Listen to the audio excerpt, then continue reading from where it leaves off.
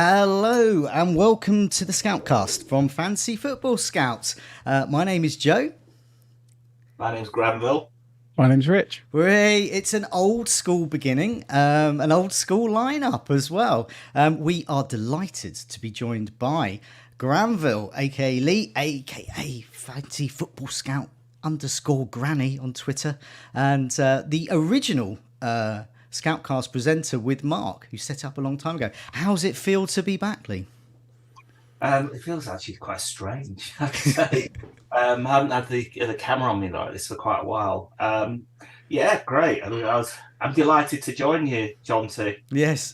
Final episode. It is. It's been a while, hasn't it? It's been a while. I know. So what we're going to do is we're going to have a chat about sort of past, present, future.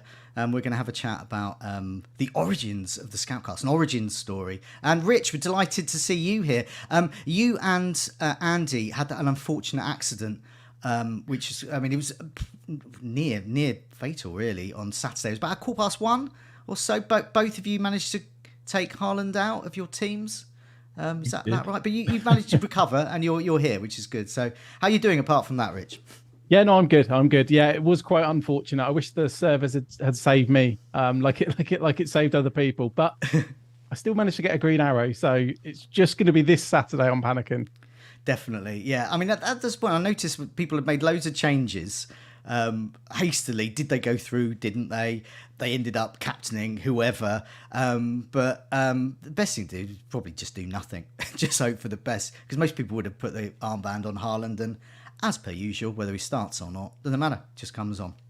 So, yes, what's on the show, Rich? Yeah, so today's show, as you mentioned, Joe, is all about the past, the present, and the future. We look back on another crashingly odd game week with hits and transfers flying around. Granville helps us look back at the past history of the Scoutcast, plus some questions for him. Joe and me about the show, and then the Q&A will go after that. I'll be looking at the present and the best 1 week punts for Gameweek16 ahead of the World Cup. And Joe will look to the future and Gameweek 17 and 22 as we discuss our early thoughts for tackling the next part of the campaign.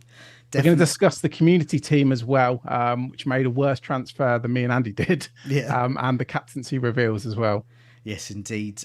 Yeah, the good thing about this, I can look to the future as in Gameweek 17 for the next few weeks after that. But because I won't be here at Gameweek 17, it doesn't matter if I'm crashingly wrong. So that's fine. I'll leave it up to you there. So as in keeping, yes, my last Scoutcast after, I don't know, about 8 years, a decade of doing this. But I'm not like particularly sad because it's my choice, and also I would be sad if I was leaving Fantasy Football Scout and I wasn't doing any more videos or any more podcasts. But I'm just basically dropping an evening shift and I'm concentrating. Sorry, it's going to be like a George Foreman retirement. Yeah, where you're going to be back in a few weeks' time. Yeah, griddling. I'm going to come back inventing a griddle, a fancy football griddle for all my players. So yeah, I was on the captaincy video today. I'm doing team news this week as well, and there'll be lots of meet the managers and lots of daytime videos. So I'll be there. That's not a retirement, Joe. That's not a retirement. No, it sounds like you're taking on more work. I know. I'm not retiring at all. I'm just dropping an evening shift, but I do realise if it's not your retirement video, I'll go. No, it's a big deal, isn't it? Doing the Scoutcast, because as we're going to find out from you, you did the original, and it's a big deal when you do it. You start it, you have to do it. You do it every week, and then when you stop doing it as well, it's a big change, and it's a big deal. And as we'll discover from Rich and hopefully some people in the live chat as well. These kinds of shows, they do mean a lot to people as well. They kind of get people through the game week, the highs and the lows. It's good for people when we do badly because it makes them feel better, and also hopefully if we do okay, they can share our joy. Speaking of which, should we move on to we'll briefly look at game week 15. Let's see how I did. So I'm top of the tree. So the FPL gods have been kind to me this week. For some reason, all the players decided to perform for once. My best ever game week of the season. So 78. I went for 3-4-3, but Mitrovic didn't play. So I had Pope, Cancelo's red card, Trippier, double points, double-digit haul. Nico Williams, sadly, just 1 point. Salah, double digits. Zaha, double digits. I mean, this is unprecedented for me this season. Saka with 5, Martinelli with 3. Andreas off my bench, I think for the first time this season. So the gods were very kind there. And Haaland even got me a goal. And Alvarez, who I brought in when I got the news that Haaland was benched, because I didn't really feel I had a captain. I wanted to address a weak link in my team, and that was Tony. So 18 points from him. If I'd have done nothing, I would have been, I think I worked out I'd have been 2 points worse off. So broadly the same. So what is the point? I might as well have done nothing. Let's move on. Lee, a most excellent adventurous score of 69, dude, there. So, yeah. You're in my berth, I know. Actually, I had a strange old season. Because I started off, I was absolutely flying up until game week 8. Yeah, made one mistake and been struggling a little bit since then. But last 2 game weeks have been on par, really. 69 is all right. It's built on Newcastle players. Yeah. Can you believe that? What a surprise. And I got Almiron on my wild card, and he scored, I think, in the last 4 games. He scored 5 in 6, I think it is. It's just incredible when you consider that Almiron last 2 seasons, couldn't score in a brothel, wasn't it? It was like it was a joke, wasn't he? But now it's just like I'd be surprised if he doesn't score. No. So but Newcastle absolutely banging form. So you got Almiron on your wild card, which was what, game week 8 or so? Yeah, it was one of the few things that actually went wrong, as it happens. Cheapest player, and Trippier I've had since game week 1, and he's just performing. I think he's the highest scoring defender, isn't he? He's absolutely on fire and turning Newcastle into a decent, solid outfit, I have to say.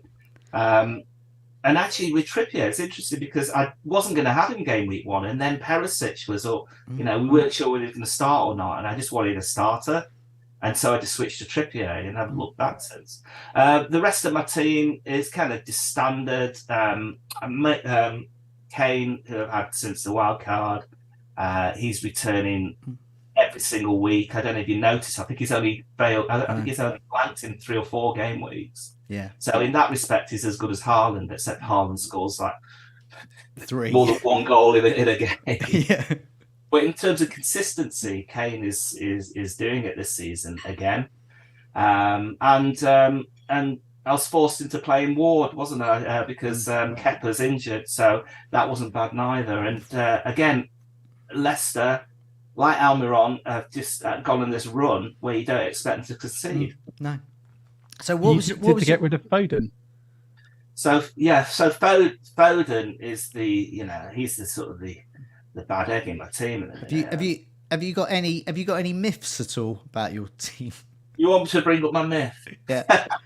Well, I was just saying to you earlier that my myths, in days gone by, my myths were real. Oh, my camera's just gone again, okay. So I'm just going to switch it off and on again. Yeah. Because I've got this problem with the focusing on my camera, so I might actually be rich for a little while. That's fine. You're back. In days gone by, my myths were real myths. They were like it would basically ruin the whole weekend and probably half of the next week. These days, I've mellowed out a little bit, and they're not quite myths. They're just sort of just a general annoyance. So Granny's mildly annoyed. Is this week? It's I sold Salah for De Bruyne, didn't I?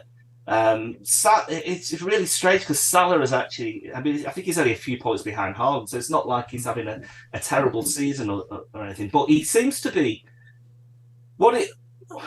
What it was with Salah is that he was Mr. Reliable. You know that you stick the captaincy on him every week and he'll deliver. But now with Haaland, come to the Premier League, it's almost like Salah isn't needed anymore. And so I just felt, well, I'm going to need 3 City players. You never know when they're going to bang in 8 goals.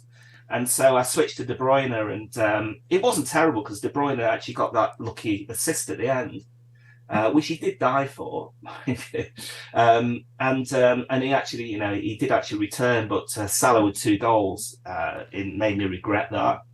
So not clever. But whether I'll do captain Salah or not, I'm not sure. I'm not sure. Away from home, I don't think I would have. He was my vice captain. No, in fact, he would have been my captain if I'd have somehow with the moves there. But I didn't feel right. It didn't sit well with me.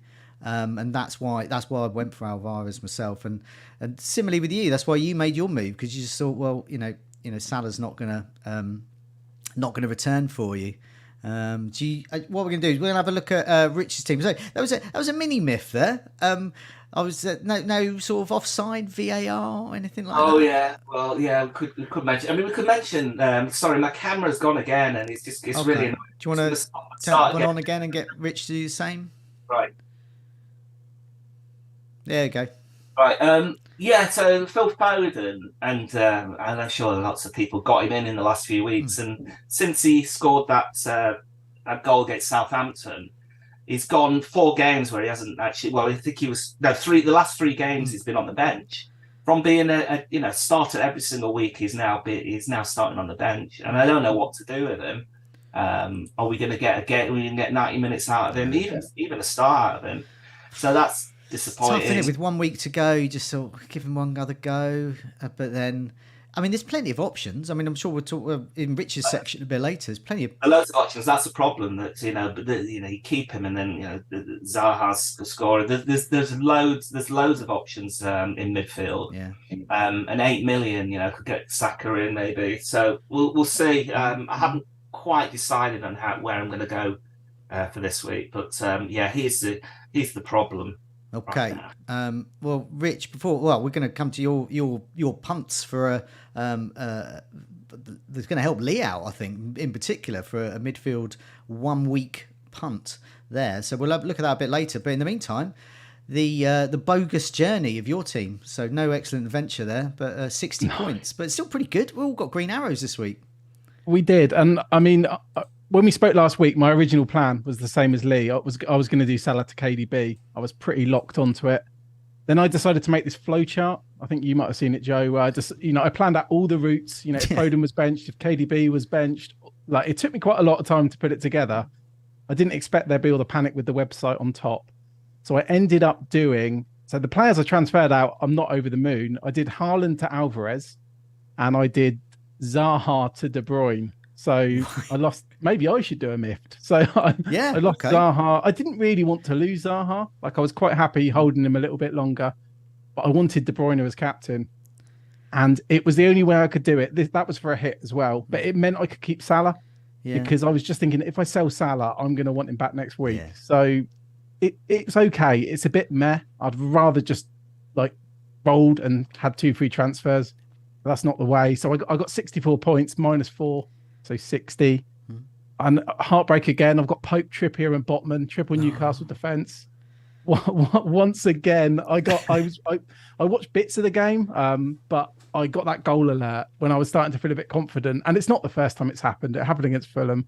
So yeah, only 2 clean sheets went because obviously Trippier always keeps a clean sheet. Webster got 1. Cancelo -2. My triple Arsenal attack, Martinelli, Saka, and Jesus only got 1 assist. De Bruyne captain, Salah, thankfully, and Alvarez. No bench jam at all because I had Mitrovic first sub anyway. Right. So we'll talk about our bus teams a bit later. What we're going into Gameweek 16 with and our decisions there. But just as a general rule, are you tempted because of the chaos last couple of weeks just to make your transfer Friday and just either stay in bed, go out, whatever, and just forget about it, not have any of this chaos? I've had this thought, but then I thought, because I'm not planning to get Haaland as it stands, but if I do a move and then I find out Haaland's starting, I'm not going to, I'll then have to do a -8 to get him. Whereas at the moment I could get him for a -4. So, but then it's gambling because if we roll a transfer, we basically lose it for the World Cup. Do you know what? I would talk about in general what you should do, but I think you've got a really good team, to be honest. But apart from Haaland, apart from no Haaland, but it's not. That's behind the sofa. You can't go into the game week this season without Haaland, can you? Well, I mean, it's going to be the first. Last week was the first game week I didn't have Haaland of the whole season. And I've not. The reason my rank's so bad is because I've been captaining Salah a lot. So I've seen how detrimental it is not captaining him. So yeah, this would be worse. This would be literally 100% worse. There's me being like, oh, your team's really good. And then in comes Granville. You'd be insane not to have Haaland. I worry about not captaining. So my season took a turn for the worse when when when City played United, and I thought that United might actually be able to hold them out to. I didn't think they were going to win, but I thought it might be a tight game, and so I didn't captain Haaland, and he scores. It was at first half hat trick. And he was they were just absolutely on fire. And I just says that I'm never not going to captain Haaland again this season, unless season starting. And that's how I'm keeping it. I don't know whether you can. It's bad enough going to a game week without Haaland, but going into it without captaining him, you could be on the wrong side of a big turnaround there in points. I'm not sure. Actually, both of you brought in Alvarez.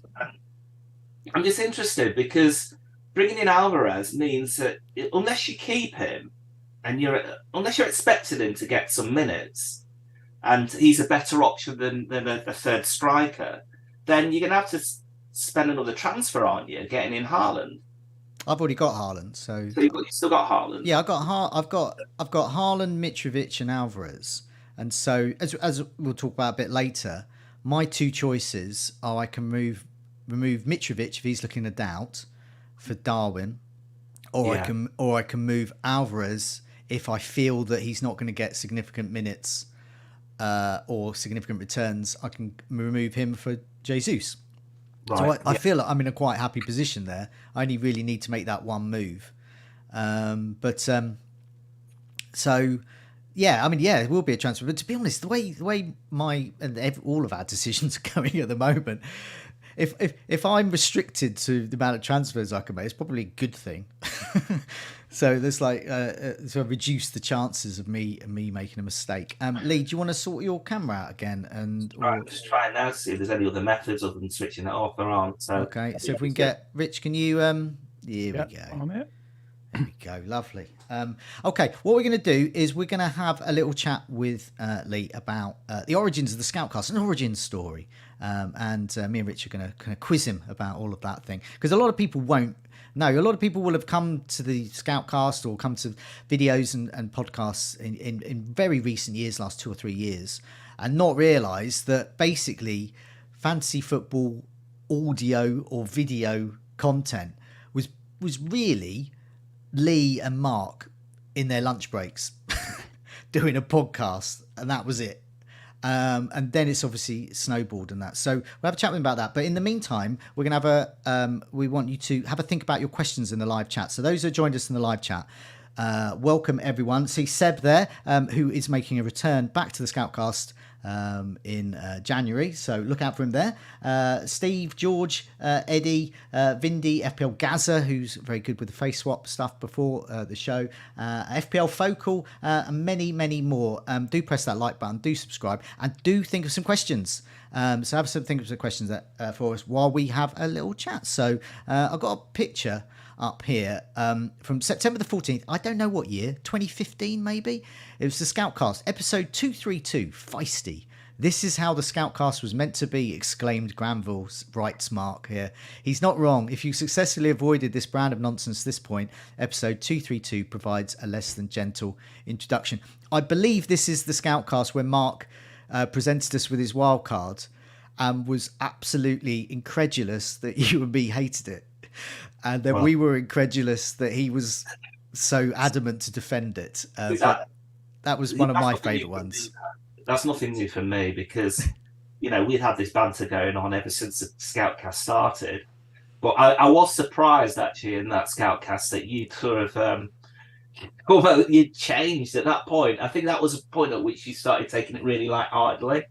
And you really went for him, which was excellent, because we were bouncing off each other. Yeah, there was. You were the main. You were the main criticizer. There was a moment where I beat him down with abuse of his wild card, and then there was this pause, and then you rolled up your sleeves and you went right as my go. Yeah, it was my go, and I did it. as if we were doing tag. I literally did that. But the thing is about Mark is that everybody makes mistakes in the game, but he will always justify every single move that he's made. He will always have a script, a reason why he's done things. So it's never really left to chance. But obviously, in that case, he was severely wrong.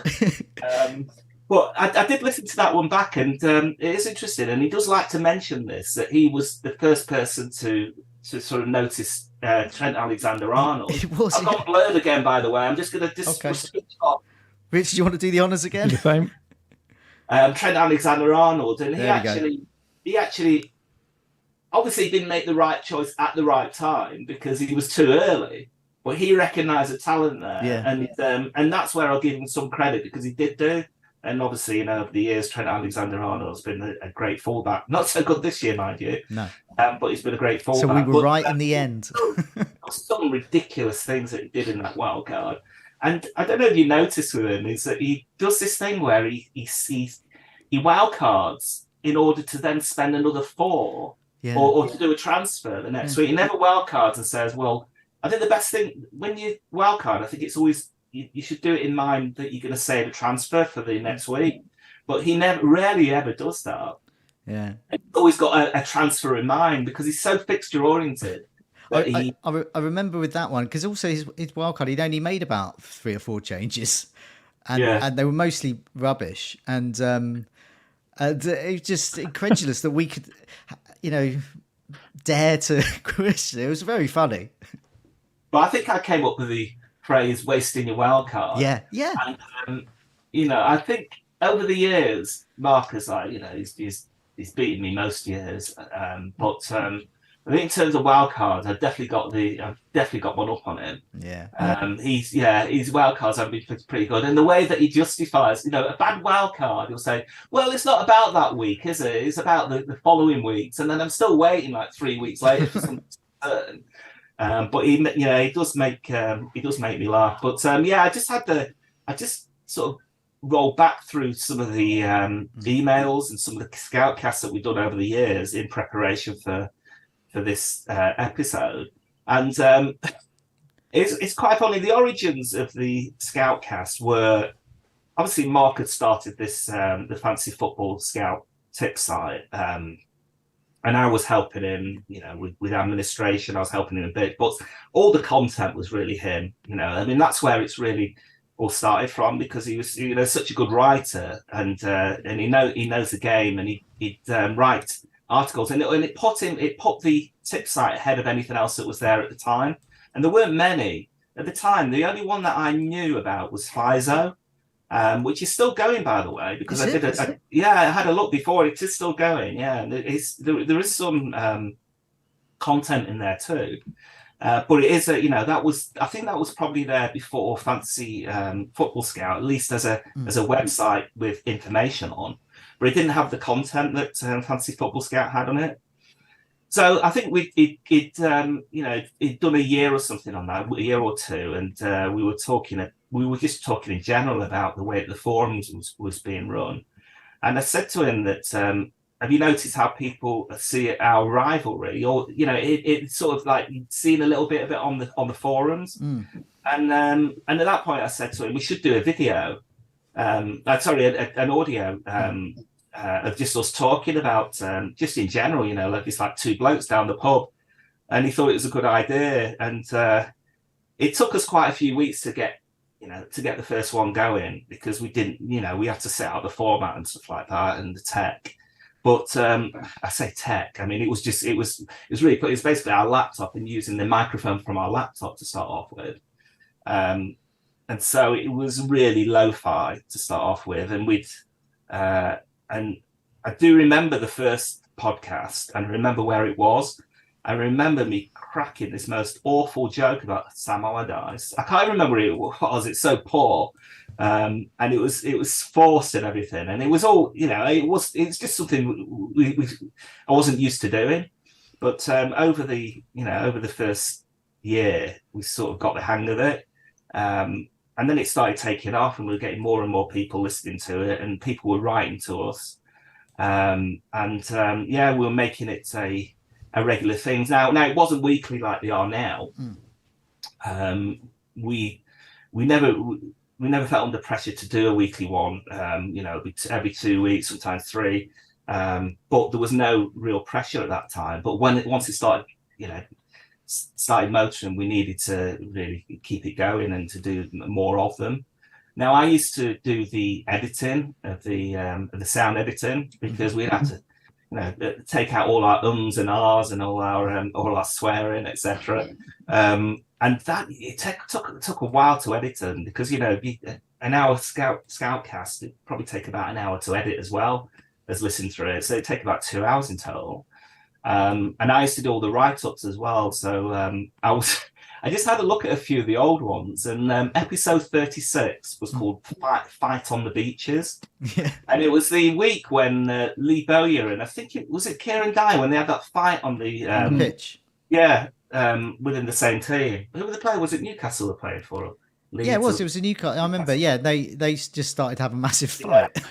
So if you remember the episodes, we brought in this feature called Fantasy Island Risk, where you basically brought somebody from the Premier League to be your Fantasy Island Risk, to spend some quality time with, drinking margaritas on the beach, etc. And this 1 week I brought Lee Bowley with me, and insisting that he's a changed man. And I put the piece of text that I put on the site was: Granville brings bad boy Bowyer to the Fantasy Island beach, insisting he's a changed man, not wanting to associate with the Brits abroad. Mark keeps his distance and spends quality time on his Brazilian. Now, when I put that up, I remember him calling me, because he used to let me do everything, all the editing and everything. Not, he wouldn't oversee anything. Trust me. And when he saw that, he phoned me and says, "Oh, nice one, Granville." And he thought it was funny and everything. Yeah. But I think at that point he thought, I better check to see what Granville's doing, right, and I better oversee everything from now on. And now we're in a world where video content and audio has adverts for manscaping. So how times have changed. Well, it really took off, and I remember looking at the stats and just seeing there was a load of people who were downloading our podcast, and they were in America. Yeah. And I found it strange, because America is not the place of football.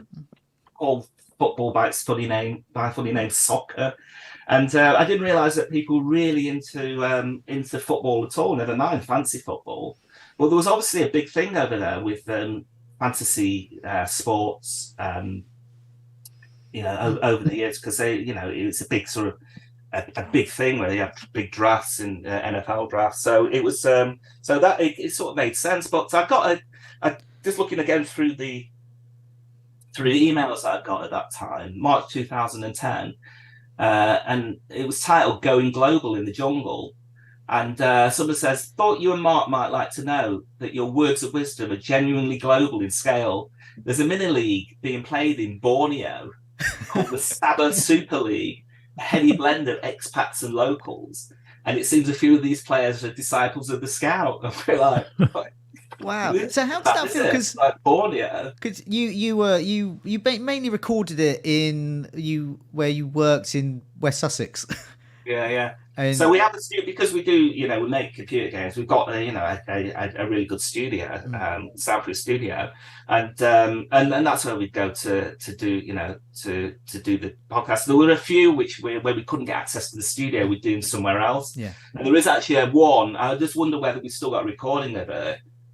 Which was in a basement. I think it might have been in his house. I can't remember, but it was terrible sound, and all the sound was bouncing off the walls, and it sounded like we're in a dungeon. And there is a recording somewhere of us doing that one, and it was really awful. But no, in general, we were lucky because we had access to the studio, and we could good quality sound. But those days was funny, because Mark would turn up.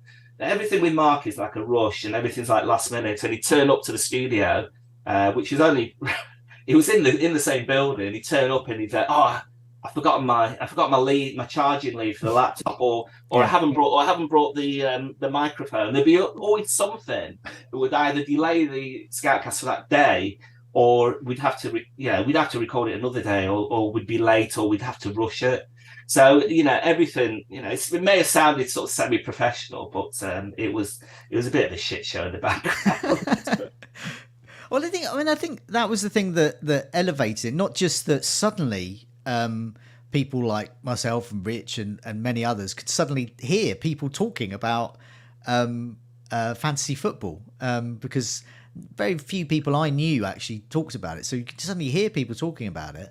And of course, it was radio quality. It was a radio quality podcast.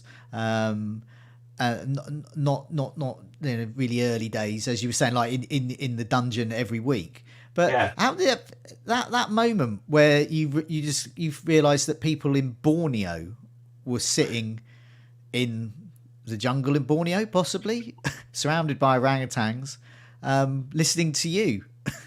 That's quite a thing. It's surreal. And actually, over the years, I've met people not through fantasy football, but through other circles who know me through this, rather than know me, like particularly in politics. You wouldn't have thought that politics and football has any crossover at all, but it does. And I've met a number of people who know me in that way, and they know me by Granville rather than my name. I mean, for those that don't know, Lee is a councillor. That's in the political sense, in where he lives in West Sussex, and one of the reasons he obviously stopped doing the Scoutcast, very busy doing those kinds of things. So, yeah. I mean, do you think that's all the fun's gone out of my life? I've gone all serious. No, but has that earned you any votes? Actual votes, because they're voting for your scoutcasting skills? Yeah, well, maybe people do vote for me for that reason. But I've got in 2013 we did a survey of the podcast. Yeah, just to get some feedback to think, how we're going to take it forward. And I've got some feedback here. Do you want to hear it? Oh yeah. Right. Okay. Okay, I really like the podcast, and I'm disappointed when there's a week where there isn't one. But sometimes I find myself fast forwarding to the heavy hitters, and always keen to hear what Mark and Granville are getting in. I especially enjoy listening to the dilemmas about who to buy and who to get rid of. Let's face it, that's what Fantasy League is about. More of that, please. And that is kind of, it's a sort of light-hearted way that we approach the podcast. I've got another one here. This is, I say this one because it's quite critical. For balance, Mark is one of the most narcissistic, mean-spirited, petty, and great personalities in any entertainment medium. What, signed Granville? That's a bit hard, actually. His knowledge is impressive, but the arrogance and gloating is so off-putting. It's a shame more congenial and likable person isn't available to do the podcast with Granville. I was like, I remember showing him this at the time. I don't think just haven't seen it for like eight years, and I showed it him at the time. He goes, "Is that what I'm really like?" You went, yeah. But no, I think that's what works in the podcast really, because we did have this rivalry, because the reason why Mark actually started the site in the first place is because when he invited me to play fantasy football, and that's how it actually happened, because I was giving him a lift to work, and then I found out he was into football, a Forest supporter, and so there's not many people actually in my workplace who are into football, so this was like a new thing for me, and we were just like going on, and then he goes, "Do you play fantasy football?" I says, "Nah, I haven't got time for that rubbish." And the series, and that's how it started, and so I took it on, and the first year I beat him, and he hadn't been beaten by any of his mates or anybody that he knew before. He'd always be like, he'd win every time, and this time he didn't win, and it really got to him, and that's why it became a rivalry, and that's one of the reasons he became so obsessed with it, and he started the tip site. I remember him telling me one day in the car, he says, "You think I've got a good idea? Actually, I'm going to start up a website, writing tips." And the first thing I said to him, he says, "I should do that. My tips are better than yours." So it was like, it was. But I thought it was a good idea, but I didn't think it would take off like it did. Well, no way. It's just it was just crazy the way that people join, build it and they will come, and that is exactly what happened. I think with I mean, as you were saying about with the first Scoutcast, that rivalry there, just two people, and having those conversations that any two people who play fantasy football would have, any rivals, friendly rivals. But the basics of the Scoutcast is like, how did you get on during the week? Here's some stuff. Here's some decisions. Here's some chat about what we're going to do, and then here's our teams, and off we go, and hope for the best. And that is basically the format of almost every other podcast and video. I mean, Rich, could you just do your video thing again? So it's every time I lean back. Yeah. No. Okay. And that's basically. I mean, you will get certain things like I do. Let's say the captaincy one with Tom. So you get some certain specific ones like on the captaincy, shorter ones. But the basics of the big hour and a half ones are basically that. Yeah. And so I wonder, if it's almost like a sliding doors moment for fantasy football content. If you and Mark hadn't done that, perhaps two other people would have done it. I don't know, but perhaps they wouldn't have done. I don't know whether that I don't think that format whether we changed something off. No, I think there was obviously always room for something like this. Maybe not the kind of Scoutcast that we did, but there's loads of casts now, and they're all got their own sort of way of doing it. Yeah. People just hooked into us because it was about two blokes. We worked together. We might as well been down the pub and just talking because outside of the podcast and everything, we were chatting about it at work. Yeah. And on the way back from work, I mean, every single night, I was chatting to him about fantasy football, and that was before he started. Once he started getting serious, and he was like writing articles every single day, that's when it became less fun in a way because he had to spend all this time writing articles. But when we got into the room and everything, it was just sort of back to the banter, and I think that's what people like to hear. I've got another which you'll like actually about when we did the survey. It says, I've listened to every single one of the Scoutcasts and enjoyed them immensely. The banter between Mark and Granville was my favourite part. I wasn't sure about the full Jonty, but I've warmed to it now the last few weeks. Jonty himself seems quite a likeable fella. Really bad judgment there. Yeah. I've listened to the podcast to glean nuggets of information or out-of-the-box ideas for my own. Bring back the Christmas music for the holiday podcast. Signed, Jonty's mum.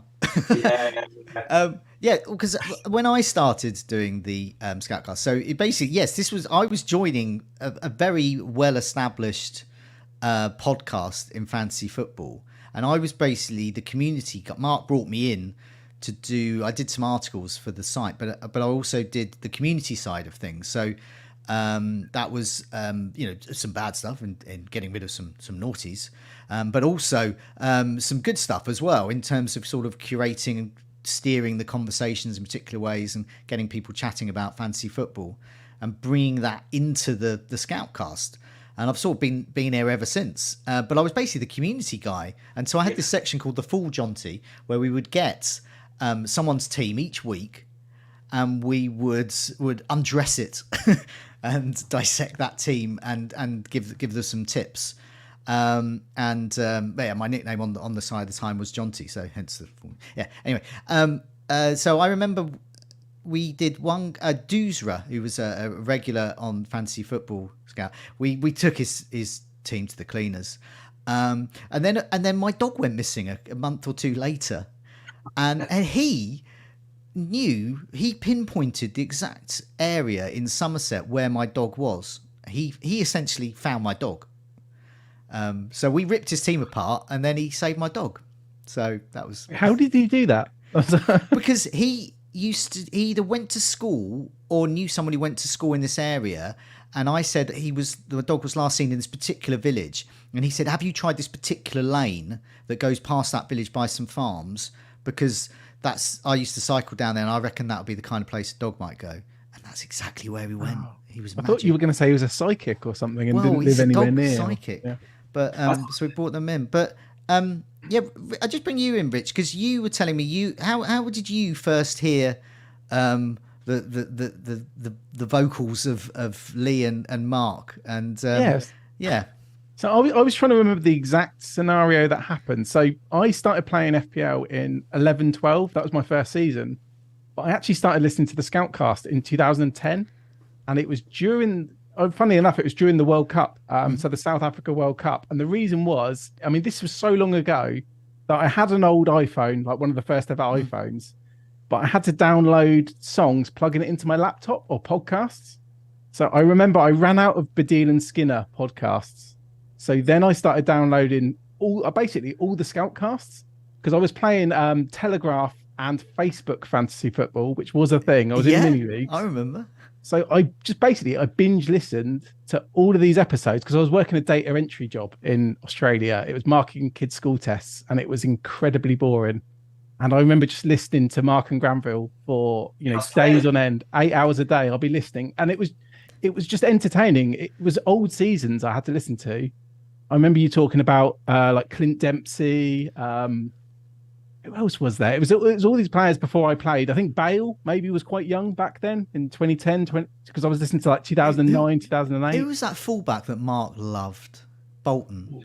Which one? The fullback that he loved. Not the Preston one. I remember him being mentioned a lot. Alexanderson. He'll probably go on Twitter a bit later if he listens back to this. He'll go, "Yeah, it was Singy." Anyway, but Bolton fullback. He was obsessed with him.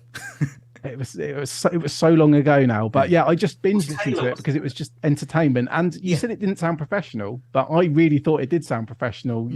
With the all aboard thing. Now that jingle now would seem really outdated, but at the time, I think most podcasts were really basic. So even having some audio over the top. Yeah. Yeah, I mean that was it. I mean, we played the music as well, the sort of the old Scoutcast music at the start of the show, and I've been listening to that a bit. I've been humming it to myself. I kind of wish they'd bring it back. Also, I do remember at the time thinking I think because Mark was doing better than you in the series that I was listening to. Oh, I don't remember that. No, but I seem to remember feeling like he was like a little bit arrogant, as in I'd always side with you because I was listening to them all back to back. I was just hoping you had a good game week. I remember having some sympathy for you, whether that's the right word or not. If Mark was there today, he wouldn't be saying that. No, I probably wouldn't, to be fair. But no, that's genuinely how I felt at the time.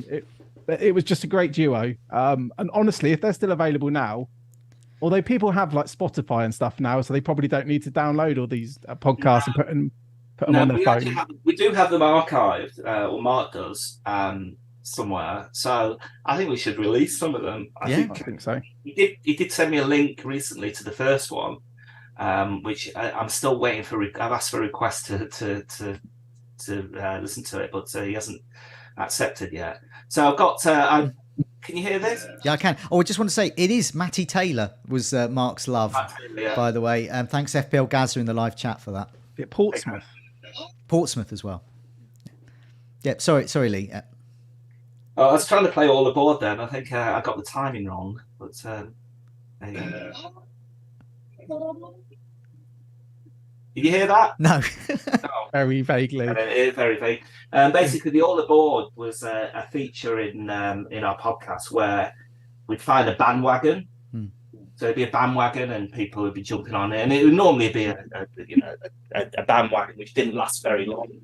And we call that section All Aboard, and we played that music from the clip from the Tom Hanks film Polar Express. But we had loads of features. So we had Fancy Island Risks. So there was sort of like it was the background from the TV series Fancy Island. Yeah. And heady music, and we had heavy hitters. Rotation Watch. Do you remember Rotation Watch? Yeah. I think we abandoned that at one point, quite early on.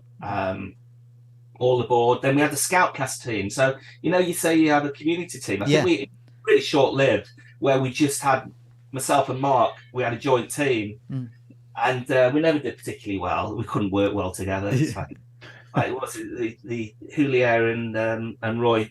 What's it? The Liverpool managers when they worked together. Who was it? Roy Coolio. Coolio. Who were the joint I thought managers? you said Coolio, Roy Hodgson, the dream team. Who were the joint managers at Liverpool? Sorry, my memories. Oh, with Roy Evans. Roy Evans. Roy Evans, yeah. And Julio, wasn't it? Jared Julio. Yeah, it was Julio, yeah. I was thinking more Steve Gritt and Alan Kirbishley. That's the dream team. And we had Roughly the Smooth, which is something that you brought in, I think, John T. Yeah.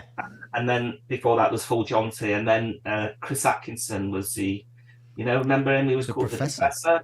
Yeah, and he's still going now. Rate my team. Yeah. He's come onto the show a couple of times to talk about that. So we had a few. There's quite a few people who've been on the Scoutcast over the years. Akers, don't you remember him? He was probably very early on. Andy, who's still around. Not Andy FPL, who does Let's Talk. He's been on it as well, but he came slightly later. Evs, do you remember Evs? Yeah. He was on once or twice. We've had a few. So that's before we went full video. I mean, I think they even did the audio ones. I mean, I think also when we went video, because I remember Mark was saying that I think we were on Google Play or Google Live, whatever it was called. Hangouts. Google Hangouts. That was it. We were using Google Hangouts, and but I think even at the time there, I think we were either one of the first or the first to have a fantasy football video out. Looking at FPL, so it was us, and looking back on some of those old ones, the episode we were talking about Mark's Wildcard, those ones were just like a Google just an insane Google Hangout, really. Yeah, there were quite a few, but it started changing though, didn't it? It sort of about 5-6 years ago, it started to become more of a sort of serious thing, with more stats based, I've got a message. I want to read this one out because it's quite interesting. August 11th, 2016. What's with these new Facebook videos spoon feeding all the casuals and, more importantly, non-members? All the strategy required to pick your team. My goalkeeper pairing of Heaton and Foster has just been recommended as the ideal cheap pairing to 10,000 people who've already watched the video. Surely it's going to lead to more harmonisation of teams across the wider FPL community. Thoughts, folks? Well, now we've got. That was the start of it, and now we've got like hundreds. I mean, we've got 10,000 people. FPL Focal Oscar in the chat as well. Him and Andy, they're getting millions. They got 100,000 subscribers over that. So I mean, it's just incredible about them thinking, how dare you and Mark recommend a good goalkeeper pairing, when now the amount of advice going on. But I think that old argument about spoon feeding. Oh, Rich, could you do your camera thing again? Yeah, I'm on it. There we go. Yeah. Can you do it again, Rich? Are we swapped? Yeah, you've swapped places again, Rich. Can you do your camera thing again? Yay, there we go, back in place. But yeah, so Oscar's just saying in the chat, we still get the same complaints about spoon feeding. But I would have thought, my God, I mean, how can you? That's like trying to deny climate change or something. It's just like, why is a tired old argument? But anyway, I feel the best feeling in FPL was when you checked your mini league rivals teams and they didn't realise it was a blank game week or a double game week, and we're well past that now. Yeah, and maybe it was slightly cheating, but it was a nice feeling. People not knowing what you knew. Yeah, it was definitely. So we did say in the live chat, we wanted to get some questions in. So I'm going to try and have a look through, see if we've got any questions. But do have a think about some questions for Lee and Rich and myself, really, just about the Scoutcast in general, about FPL content, whatever you want, really. So I've got a question before some come through, if that's all right. Yeah, that's fine. You go first then, Rich. I just wanted to know, because obviously the rivalry between you and Mark was like very, very fierce. Is that still, I mean, does it still annoy you if Mark has a good week and you don't? Does it annoy me? Well, nothing. Over the last 6 years, as I say, I've mellowed out and everything, but I do always look at his team. Yeah. And this season, it's particularly good, isn't it? Because he's having an awful season. I don't even know if he's in the top 5 million, but he's having a horrendous season. So, to beat Mark any year, is good, and then I feel that there's some success there because when we first started, we didn't even look at ranks. It was just me and him. I didn't even know my first season rank until I looked at it like 2 years later.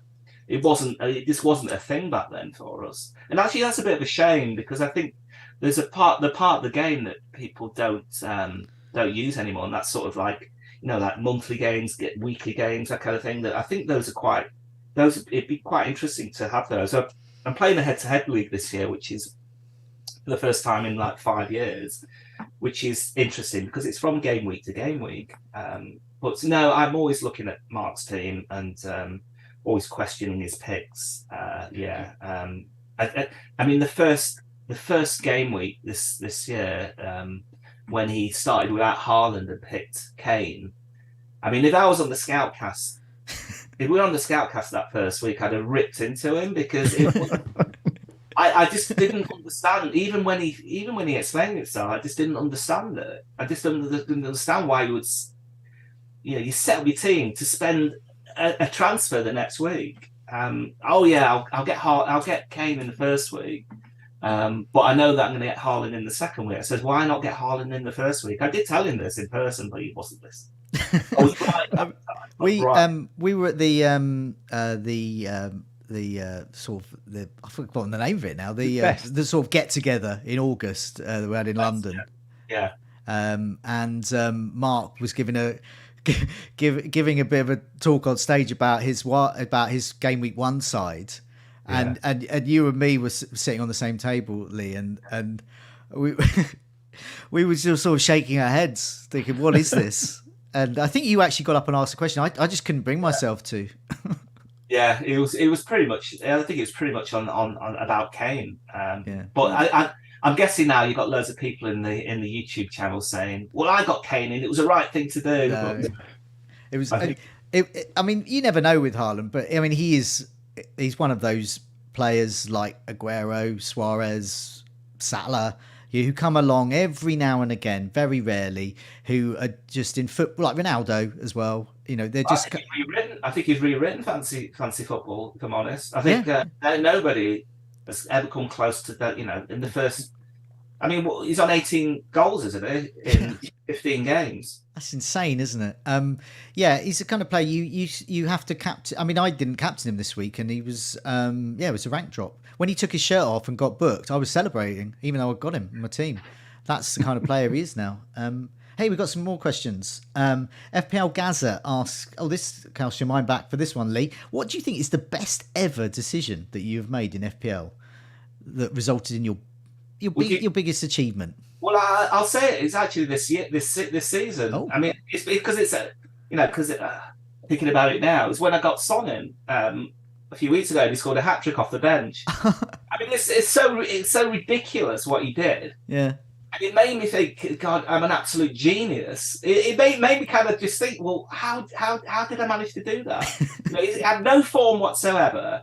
I think it was somebody injured? He was benched as well. Son was benched that game. Yeah, he was benched. So I was like cursing before it, thinking, well, he's going to come on. Maybe he'll get an assist later on or something.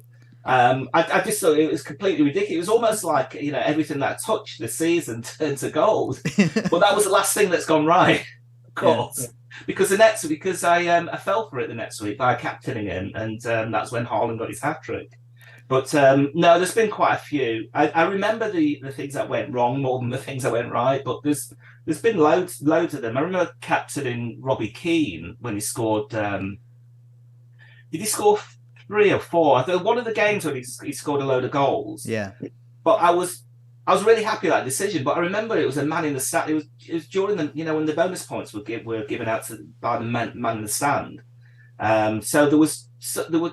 If people don't remember or don't know, before the bonus points came in, the BPS, which is a system that underlines the bonus points, before that came in, the bonus points used to be adjudicated by people who went to the match. There would be like 3 people. There'd be a panel each match, and they'd then adjudicate who would be who would get the 3 bonus points. And every week we'd be cursing because they wouldn't give our players the bonus points. And this one time when Robbie Keane, I think he might have scored a brace actually. and he didn't get given the 3 bonus points, and I was cursing. There was no reason at all for him not to be given the 3 bonus points. He got 2, I think, and that was a miffed. I was miffed over 1 point. What a sad life I think. I was miffed over 1 point, but it was such a good decision that I was. It made for a good podcast to remember that. Yeah. But, now that was so. There's been a lot of good decisions. I think even this season, getting Haaland in first game week. Ronaldo actually is a big one, because when Ronaldo had his breakthrough season, and it wasn't his first season, it was his second season, and that was I think it was the first year that we played fantasy football against Mark, and I got him in like in game week 2, very, very early on when he showed promise. And Mark refused to get him in. I think Mark was very stubborn towards United players at the time, and it took him until Christmas to get him in. And by that time, he'd scored a load of points. So I think, something like that, jumping on a player before they've gone on a run. I remember my answer to that question for you is, I remember 1 week on the Scoutcast, Manchester United signed Martial. And you were keen. You like the look of him, and he was playing Southampton, I think it was. And I went to the match. And you got him in, and he was very, very hardly anyone got him in, because people would just sort of wait and see. And I think he scored a brace that game. Yeah. That was my son's first match. So we got tickets in the box at St Mary's. It's only down the coast. So I went to that game, and I got him in. I can't remember whether I chose to get him in before I knew he was going to the game, but I got him in. He was a new player, and it's great actually. That's something that's really good about fantasy football. That you do go to a live game and you see them return points. Having said that, this year I went to see the Brighton game against Forest, and I brought in Trossard, and it was 0-0, and it was a terrible game. And Trossard, I think, hit the bar. So it doesn't always work out. Yeah, I mean, he had a lot of shots that game, so that could have gone the other way. That could have been a hat-trick game. But it's it is a delight when they score when you watch it live. We've had another sort, not really a question, but a memory here in the live chat. This is something I know we were speaking about a bit earlier. Rody G was reminding us of the Last of the Summer Wine. That was a big goal. Last of the Summer Wine, for those that don't know, was a very, very long-running sitcom. Hideously long-running. I think it was about 30 years.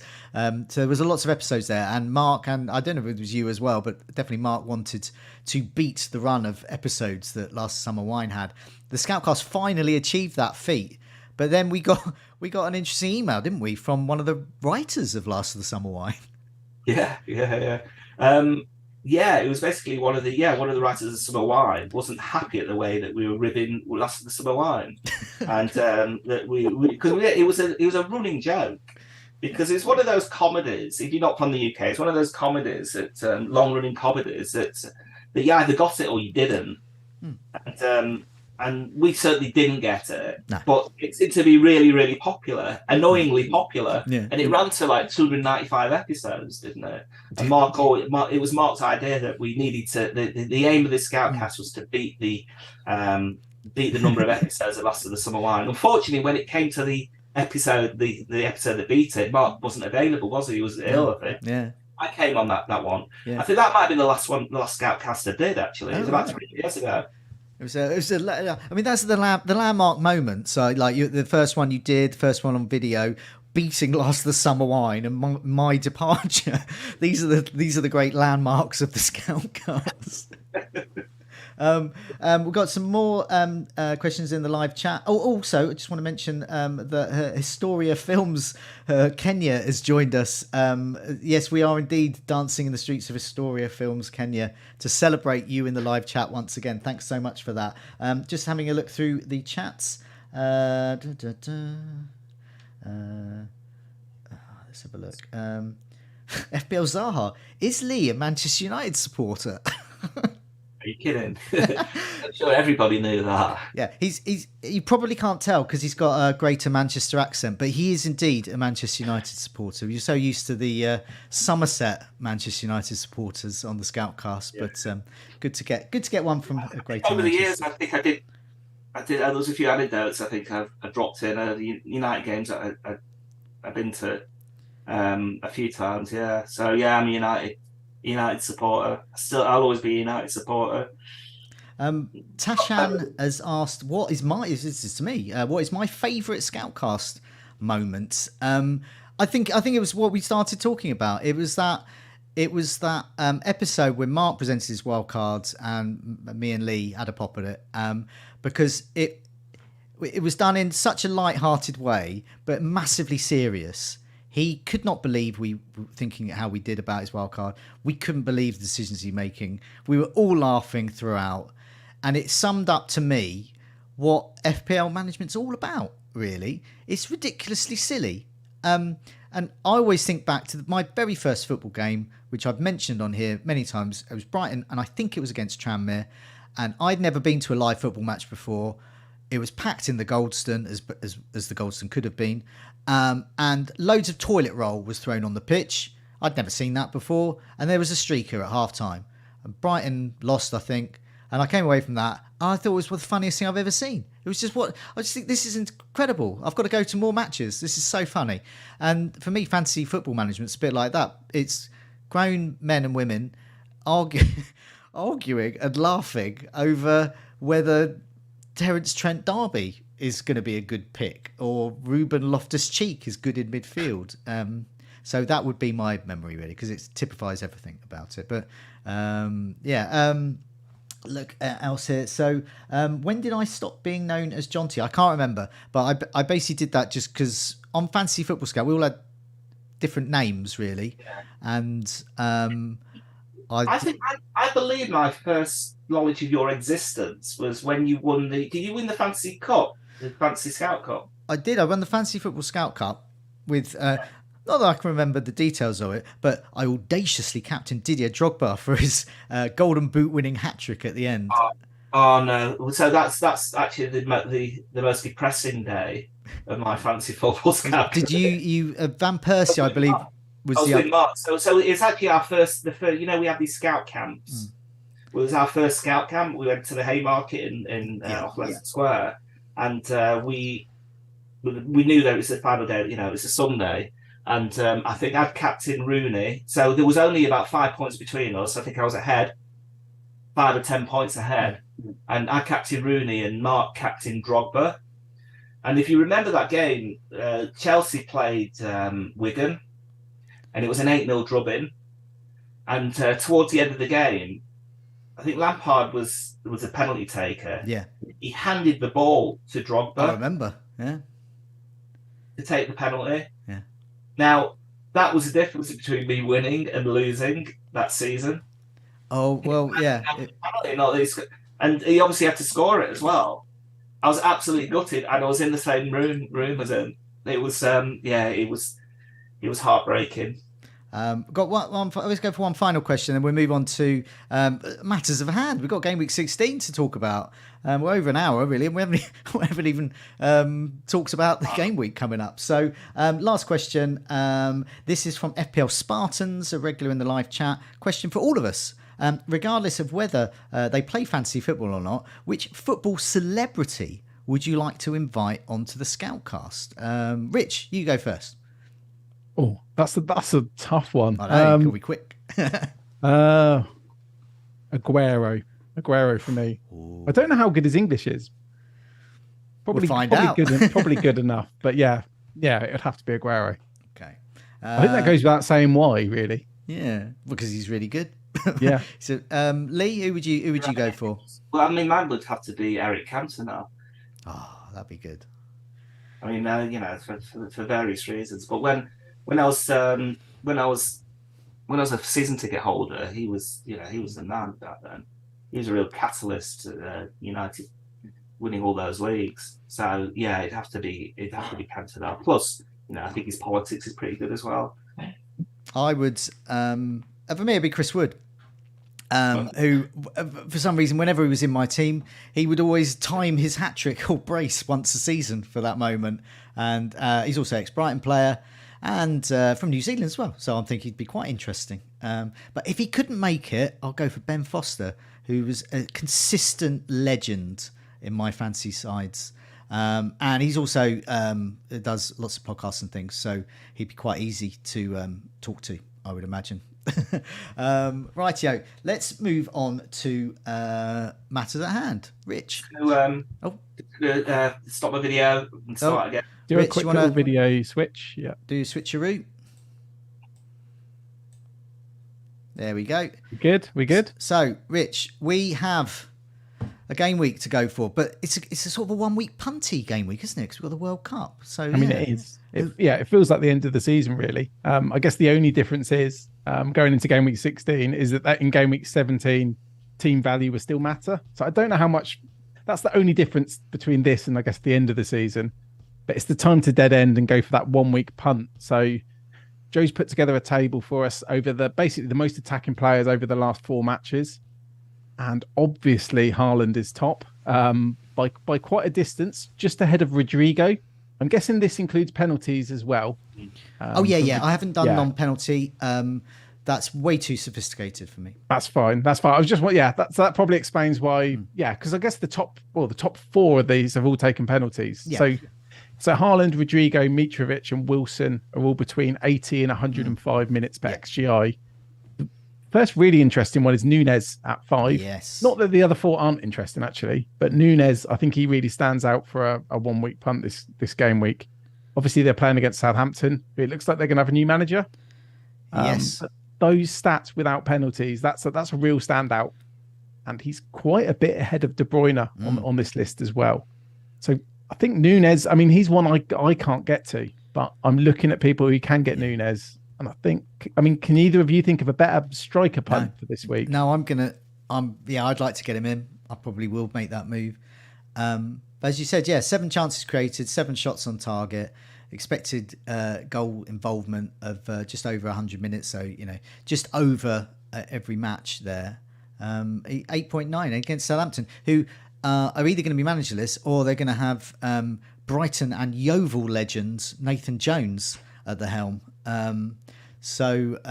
He was great. I was one of my favourite players there. He was the only player.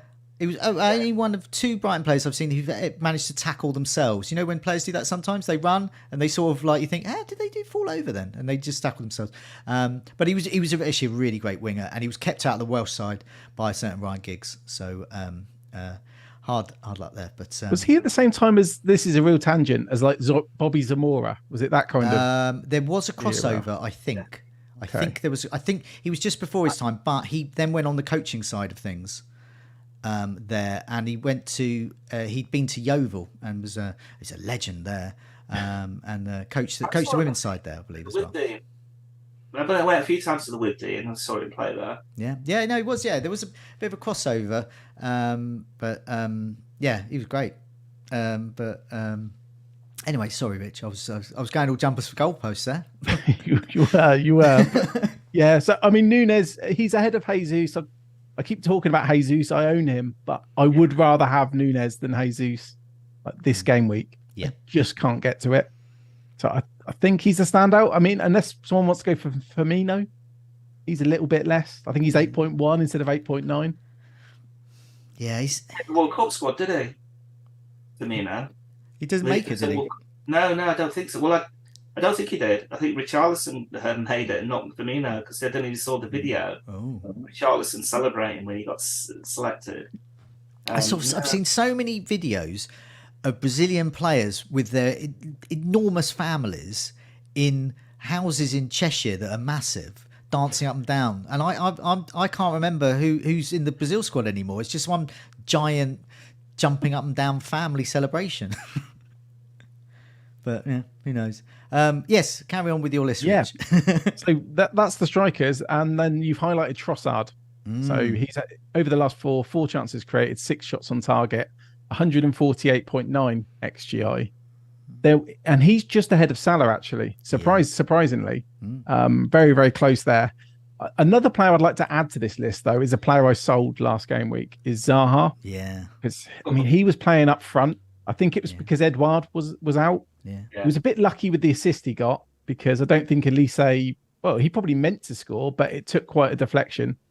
So Trossard against Zaha would be another interesting one that I'd be looking at. I mean, I don't think I'm going to have that luxury of bringing one of them in. It's funny because a lot of people have been selling Trossard and Zaha over recent weeks. And they probably are two of the best midfielder punts. Classic though, isn't it? Because Trossard and Zaha aren't going to score every week. No. 2 games without scoring. I had Trossard as well. 2 games not scoring, you sell him, and then he scores. And he did that to me when he scored against City. In fact, he scored against City and Chelsea. So he scored against, the big sides, and that was, the 2 weeks after I sold it. Well, the thing is, I was going to say at the beginning of the show, I was going to say, this section is applicable to you, Lee, because you've got Foden, who may or may not play. I personally would go for Trossard because, as you were saying, like he seems to do against the bigger sides. I think Aston Villa are now a bigger side. They've got a bigger manager, better manager. They've always got good players. I think a bit like Newcastle, I think they're going to be underestimated. So I think for a player like Trossard, that actually makes him a better prospect because, as we've seen against the likes of Liverpool, he can turn it on like that. But against the likes of Nottingham Forest, no go. So I think Trossard could be good, at home, last game, final flourish before he cements his place, hopefully, in the Belgian World Cup squad. I like that. Can I tempt you to go back to Trossard? Well, the problem with removing any City player at any point is that you're always going to be worried that they're going to return. And, City are Brentford this week. It's obviously a plum fixture. If Foden starts that game, then surely he's going to get a return. So that's a worry, It could really ruin your game because that's the first game of the Saturday morning, I think. So I just don't know whether to make that move because I feel that I'd need another City player. So then I'd have to go, I don't know, downgrade him and then maybe upgrade Robertson for Cancelo. But I don't know because I've got 3 City players. I've got De Bruyne, Foden, and Haaland. Rich, I was going to say with this lot here, who are you eyeing up for 1 week punts? So for my team, because my team's a bit strange, and I'm priced out by Firmino by 0.1. I can't get to Darwin. I can't really get to Trossard and Zaha unless I do a hit for Haaland. So my team's probably very different to a lot of people's. So from this list, probably none of them. But I mean, if I was in Lee's situation with Foden, that's why I'd want to gamble. We talked about earlier about seeing the City team sheet. Because if Foden's benched, I think Trossard and Foden are easy, inverted commas, replacements. But I wouldn't want to remove Foden because if he starts, you could get trolled the other way because Foden's capable. We saw him get his first hat trick, didn't we? It wasn't that long ago. So, he's capable of, 15-pointer to even a 20-pointer. With him at the moment, he has been, the go-to guy in Pep's sides. He has been the one who's nailed on. Something must have gone on. I don't know. This is unusual. You can't really reason with Pep. He'll do. He's given him a bit of a break, hasn't he? He'll come back. He'd be, they played a big side. They played a big side. Then I think he'd be straight back in. That's the problem, isn't it? Because Brentford, they could probably get away with benching half the team and still win that game. But I've had a bad experience transferring out players because last week I transferred out Salah. The week before I transferred out Trossard. And then 2 weeks before that I transferred out De Bruyne. I went Salah to De Bruyne and it was De Bruyne who returned. And then before that, and then I missed out on Maddison before that. So I'd be probably most tempted to get Maddison because he's probably the most reliable of all those midfielders. Yes. Other than Foden. Can you? Actually, do you know what? I'll probably go there because he is literally playing for every game. He's playing for a World Cup place. He must be the tiniest of margins off being in that squad to go to the World Cup. Yeah, he has to be in it. I've got to go. He has to be in it. Rich, can you weave your magic? It's funny with the Man City assets, like we mentioned with Foden, for example. Yeah. Because I remember Rich, can I get you to? I'll do it again. Do it again because I remember. I think it was Andy or I was talking to someone about it. But last season I kept tripling up on Man City attack. I had players like Sterling and Foden way too much. I wasn't doing that well because Foden would get like 16 points, then 1, then 12, then 2. And it felt like suddenly everyone had Foden. I didn't have him. They were getting hat tricks. They were getting double-digit hauls. It doesn't seem to work, does it? It doesn't seem to work loaded up on City forwards. No. I don't know what it is. It's just the uncertainty of starts, and that's what it mainly is. But that's why people go for Cancelo, because you know that he's going to play. All right, he got sent off last week, but that's just a one-off. He'll bring it return, so it is the safest way into the C3. The most success I've had with Manchester City, outside of say, getting Aguero when he was in form or Haaland now, has been doubling up on the Man City defence, having Ederson taking that move, or I remember double game week scores, like Laporte on Diaz. They would just get goals and. But you never got returns from Mahrez or Foden or Silva. Yeah. I've never seen the only ones I've ever got returns of are Aguero, Haaland, De Bruyne now and again, or the defence. I don't seem to have ever got that sort of second City midfielder and actually got a few points from them. No, I mean, at some point it's going to come in, but how long do you wait? I mean, it plays into my dullard ways of just avoiding the really interesting picks like Foden. Although I did get him in recently, but I think I've been burnt there. So I think that run where a lot of people had Foden and we couldn't buy him as in non-owners because we had that blank game week coming up when City were meant to play Arsenal. I feel like, so that's the exception. It happens occasionally. People got not lucky, but that little hot streak, I don't think we're going to see that consistently from Foden. No, I don't think so too. I mean, it's quite interesting because it leads us on to what we do after the World Cup, really, because City, they're good. You probably want to triple up, but what should the triple up be? I mean, that's just one of the many decisions we have. So I've got up on screen here, these are the fixtures from game week 17 to 22 up. So this is what we're coming back to straight after the World Cup. What we can't really talk about is who's going to be available, who's going to be injured, when exactly the double game weeks will be, and those types of issues. But what we can is that these are the fixtures that we know of now, and also, we're coming back to that with a clean slate as well. But I just wanted to mention about the way that the transfers are between now and game week 17, because it feels like a wild card, but it's not. It's basically still a game week, but they're unlimited transfers, so it's quite unusual. And so you can make up to 38 transfers. We can only make 38 transfers within a game week, and that's to stop people, messing with other people's teams. So you can do that, but they will count against you, and that counts when you're level on points, which is a big decider. When you are level with points in your mini league, for example, say the first and second are tied on 2,200 points. It will go to transfers made. So if you suddenly made 38 transfers between that, you're gonna lose out to whoever you're against there. I came outside the top 100k this year, but not by much. And if I'd have got like a point more, or I'd have made 4 or 5 less transfers, it would have bumped me up a few more places. So these kind of things matter.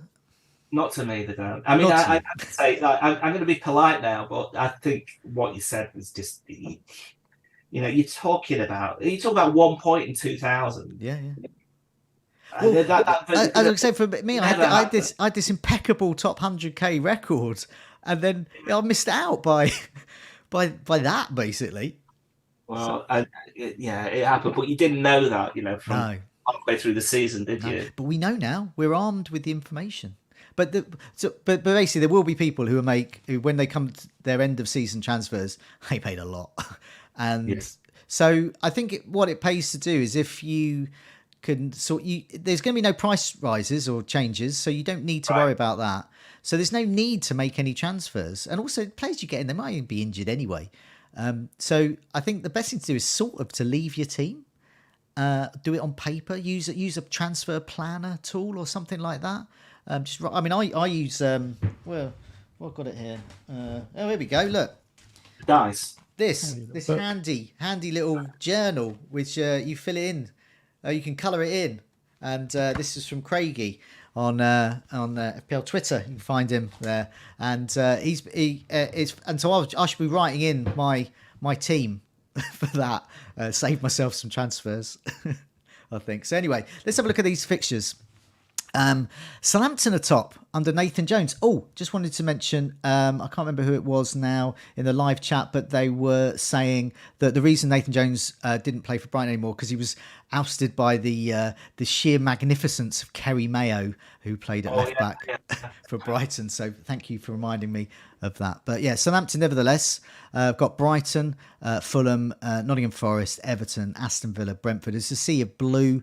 I would say the Brighton fixture is quite tricky for them. And indeed Fulham, I can't see many clean sheets there. So, but then it's Newcastle. I think these are the really interesting ones. Leicester, Leeds, and then they got Arsenal, but then they got Fulham, Crystal Palace, and West Ham. So, right. Which three Newcastle? Are you going to go triple up? Go for you first, Lee. Are you going to triple up on Newcastle when you're back after the World Cup? And which so who? Well, let's see who's not injured. But I think Callum Wilson is obviously very interesting. A decent price point, takes penalties. Let's see. I was tempted even this week, and actually didn't return this week. But yeah, so I've got Almiron, Trippier. I think everybody has to have Trippier. Almiron, with his price and everything, I think he's a good shout, and he's highly owned now. Some people have gone over Pope in goal. I wouldn't be so keen to double up even with Newcastle because they are still conceding in the last couple of minutes, as we know. So yeah, I think Callum Wilson is a good shout. So let's see. It depends on, because a lot of my money is tied up in Kane. And so, if he's not going to be right coming back from the World Cup, which is every chance, with his, if England do well, then I can't see all those players being available for the first couple of game weeks. But that's okay. England, really. So what about you? What about you, Rich, with Newcastle? Going to triple up and going to get? You're going to go for your Botman, Pope, Trippier? No. Like Lee said, I'm not going to go for Pope again. I kind of regretted it almost instantly, mainly because of his price, actually. So I probably would go for 3. It just becomes, like I talked about last week, like Trippier, he's pretty much essential. Obviously, despite, or before we see what happens at the World Cup, if England win the World Cup and he's playing right back, even then I'll probably have him and bench him. And I might be getting a bit carried away by saying that. Botman at 4.4 is just incredible value, but then he almost feels like I want to play him every week. And I'd need to get one of those strikers or one of those attackers rather. So Almiron or Wilson. I'm still leaning towards Wilson, despite what Almiron's doing.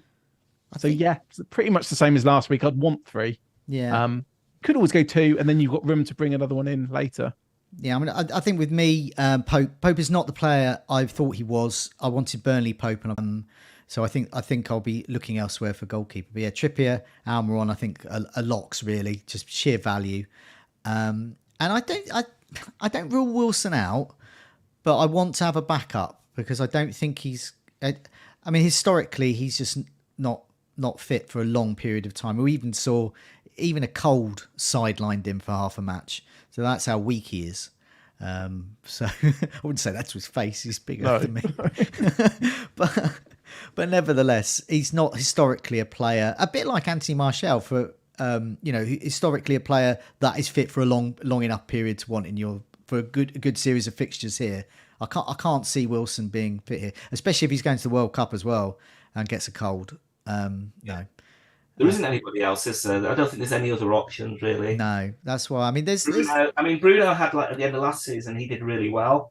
For me, he's slightly too withdrawn. Yeah, I mean, he's an eye player. He's like, he looks great and scores amazing goals, but for your FPL side, I'm not sure.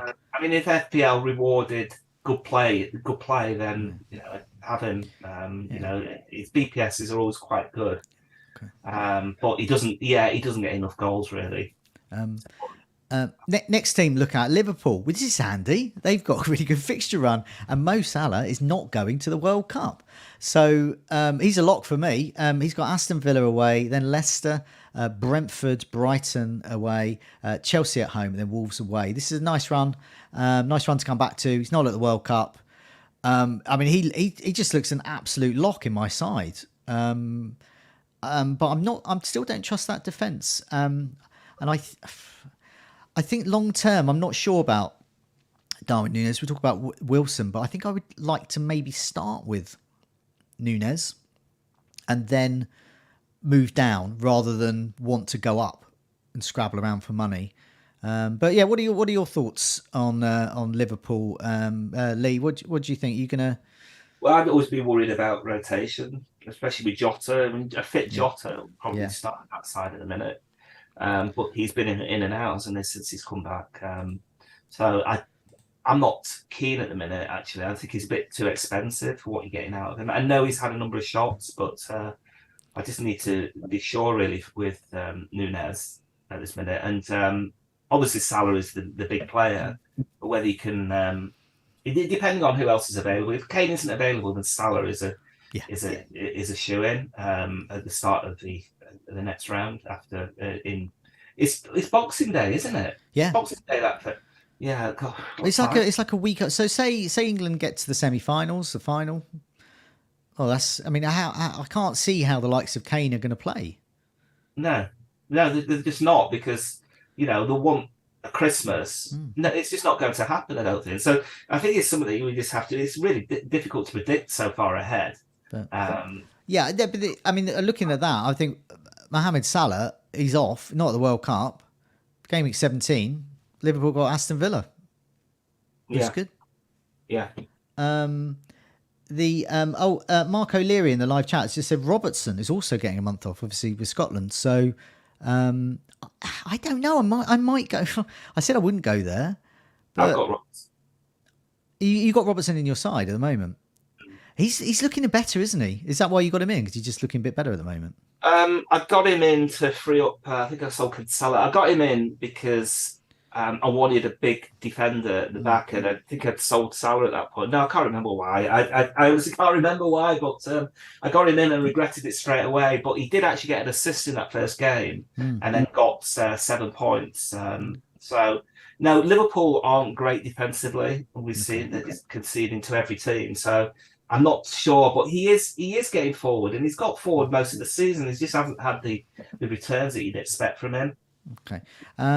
Rich, what about you? You with Liverpool? Salah? Is he a lock? Or? He's not a lock. The disappointing thing with Liverpool, looking at this, is in the 6 games, and they've only got 2 home games. So they've only got Leicester at home after game week 18, and then it's game week 21. They've got Chelsea at home, which may or may not be a good home fixture. Salah's, away against Spurs, I didn't think would be a good fixture, but maybe. It's first win, isn't it? First win away from home this season. Yeah, maybe you got something there then. Yeah. So, and it's also with captaincy as well, because then you look at Man City, and it's like Liverpool, one of their home games they're against Leicester, but City are at home to Everton. Yeah. So probably going to be captain Haaland in that week. The other home fixture Liverpool have got, they're at home to Chelsea, where Man City are at home to Wolves. Right. I mean, I probably still will go for Salah or Darwin, but I don't think he's a lock. And I probably, because they're all away, I probably won't even look at the defenders. No. Yeah. It's so hard to say right now. I would ideally like 1, maybe 2, but that's like, I think that's going to be the top end of where I go. Well, I mean, let's address Man City now, because Man City are low down in this in terms of their fixtures, but I think partially unfairly. I'm not sure what colouring pencils they use for this one. But I guess it's because they've got Chelsea, Manchester United and Tottenham, who on paper could be tricky. But it's Manchester City, it's Haaland. So I'm not bothered. So they've got Leeds away, as you said, Rich. You've got Everton at home. Then get Chelsea and Manchester United away. Good fixtures, really, still. Wolves at home and then Tottenham away. Still a good fixture. So Manchester City, Haaland for me, and I go back, what Lee was saying about, likes of Foden not having much luck with the second sort of midfielder. I'm looking at Cancelo, Haaland, and maybe Ederson, maybe. But I don't know if I could go there. It's the money. It's like Pope, but more expensive. Yeah, but Pope, he's much more clean sheets, and Pope's just not more getting sixes. anything. Yeah, I got the keeper. The keeper is Kepa. Unfortunately, he got injured. Yeah. But he'd returned me, I think, in every single game. Yeah. Okay. Yeah. He's much cheaper as well. But anyway, something I'm considering, just because I was going back to how have I done with Man City players, and it's the defenders. They're the ones. Yeah. But yeah, you both of you not keen then. So apart from Haaland, which attackers have you got your sort of eye on possibly? I think for me, it's always got to be Mitrovic because he's so consistent. Okay, so Injured. so you would go outside of the sort of the bigger sides. You go to like go for a Mitrovic of Fulham or something. Well, again, I mean, because he's so consistent, and he's playing well, but unfortunately he got injured just recently. So that's the way I'd go. I think for me, it's like my third forward at the minute because I've got Kane. But if I didn't have Kane, I'd be looking at somebody like Wilson. And what about you, Rich, with Manchester City? You're not keen on my Edison move. No, I'm not. I mean, I did look at it last week actually, but talked myself out of it. I just feel like I feel stuck with Pope having that much money in defence. I'd feel worse with Edison because it would block an attacking spot. Yeah. I'll probably go in after the World Cup, definitely with Haaland. I'll get him back. Maybe Cancelo. He's just so expensive. I wish there was a defender that was cheaper and just as nailed, because it would save quite a lot of money. He's not looking anywhere near as attacking this year. None of them seem to be at all. No, I'm hoping someone like Akanji or Stones become the one, but it can take many weeks to find out, and then by then you probably get burnt, and Pep changes everything. Yeah, definitely. Arsenal, another team I've highlighted here. Yes. Another team we might want to triple up on. They've got a great fixture on West Ham at home, Brighton away, Newcastle at home, then Tottenham away, which is a good fixture, even though it's not listed here. But it's the North London derby is always a good fixture somewhere. You're not sure who's going to win that. Manchester United at home, and then Everton away. So it's a nice little run. It's easy to get 3 Arsenal players, isn't it? Because there's so much value. Yeah. But I've got Saliba and Martinelli in a minute. They're great value. Yeah. And then Saka's even good value. Yeah. It's easy, isn't it? Even Xhaka, this season, Odegaard, there's loads of choice. Yeah. And then Jesus up front. So you need at least 2 of them because of the price. Yeah, I mean, I'm personally, one of my regrets this season was not a regret. I mean, I got Gabriel in quite quickly, but then I removed him on my wild cards, and I should have just kept him. But an Arsenal defender, I think, is key, and I'm going to put up some attacking and defensive stats in a minute as we move on. But I do think an Arsenal defender is key. But yeah, Martinelli. I mean, we've got so much value tied up in him, and then it's one of Saka or Jesus, same as we ever were. I think you got White. So you've got Saliba, White, Gabriel, who's the other, and Zinchenko. They're all actually options. They're all good. I think most of the team are, apart from maybe Partey. I think he's probably the only one you wouldn't pick. No, and then he'll pop up with a goal. Yeah, well, like the goal the other week. Yeah. Definitely. I've just looked through my teams this season. This is the first season I've gone without a United player the whole season. I wonder whether I'm going to continue that. Because that probably would be my first ever season without a United player. I'm tempted to go back there. I was quite keen on them pre-season, and then I sort of went off. I mean, Rashford and Darlow were in my sort of pre-season side, and then they sort of went out favour for me and everyone. But Manchester United, great fixtures, 17 onwards. Yeah. Nottingham Forest at home. That's how it opens up for them on Boxing Day. That means that we're probably going to get one because it's the opening fixture of the second part of the season. They're playing Forest. It's easy to get one then, isn't it? Rich, you got to get Lee and Mark on for that. This is a Scoutcast derby. Yeah. Oh yeah, and it's Christmas, isn't it? So, what presents? But what a Christmas present for everyone to unwrap. And then game week 18, they've got Wolves away, and then Bournemouth at home. This is really good for Manchester United. Then this gets a bit tough with City, and then Arsenal, and then Crystal Palace gets a bit better. The Zaha derby. But I like the opening 3. I think I'm willing to take a risk on like a Rashford or someone like that, to give them a go and then move away just for those opening 3. I think they're quite good. And Dallow's just picked up his 5th yellow card, so his suspension's going to be out the way by then as well. So he could be tempting, actually. And just before we move on to look at some stats quickly, the 3 million or 2 million any early thoughts on whether you would have sort of KDB, Salah, and Haaland, or Haaland, Kane, and Salah, or just two of those? Yeah, three. You could just go for three. I don't know right this minute, but yeah, I've got De Bruyne, Haaland, and Kane at the minute. Yeah, is that a 3 million? Yeah, definitely. Yeah. That's definitely Rich, would you be keen to move to that? What's annoying is I did the 3 million on my Game Week 8 wildcard. I had Salah, Haaland, and Kane. And then that was when all the Madisons and Fodens and all the 8 million mids started scoring that I didn't have. So then I came off of it just as it switched the other way. So it's a difficult decision. I've been burnt by both. I didn't actually enjoy having 3 that much because Kane was doing okay. You know, he was picking up 8 points here and there, but I felt like I wasn't very flexible. It's also really hard to come off someone like Kane or Salah. So I might go for 2, spread the funds, and then maybe move up if I need to. Ideally, if I can, I would try and start with Salah, Haaland, and Kane, and I'm okay coming off a player like Kane. You know, you basically got to just accept that he might score. He might get a penalty. But then you look at his price and you think, is 6 points acceptable for that price? And so I'm happy to move off. But if he does what he does, you know, if he's causing a brace or a hat trick most weeks, then happily keep. But yeah, I always like to sort of start big and then sort of move down.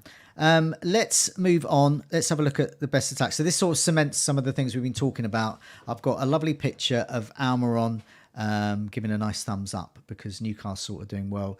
Lee, do you want to sort your camera? There we go. Yep, Rich, can you do your thing again? People listening to the podcast version will just every now and again just keep hearing me asking Rich to do his thing again. He's sorting his camera very out. impressive if you're not watching.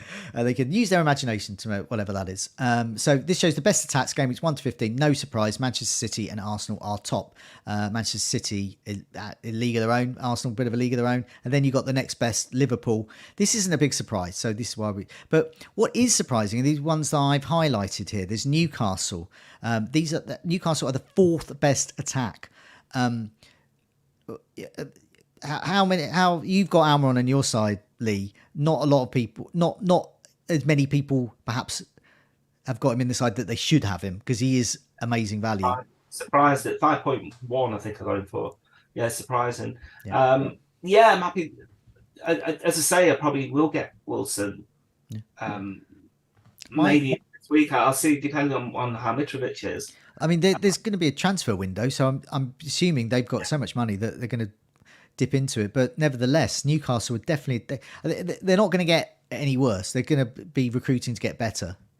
Yeah, sure. But so they're definitely a team I'm looking to get. Brighton are interesting, aren't they? Because they are good in attack. I think they do lack a cutting edge. I know they scored 4 the other day, but they do lack a cutting edge still. Was that Brighton? Yeah. Mitoma looks an interesting. Mitoma's a great player. He's 4 point something.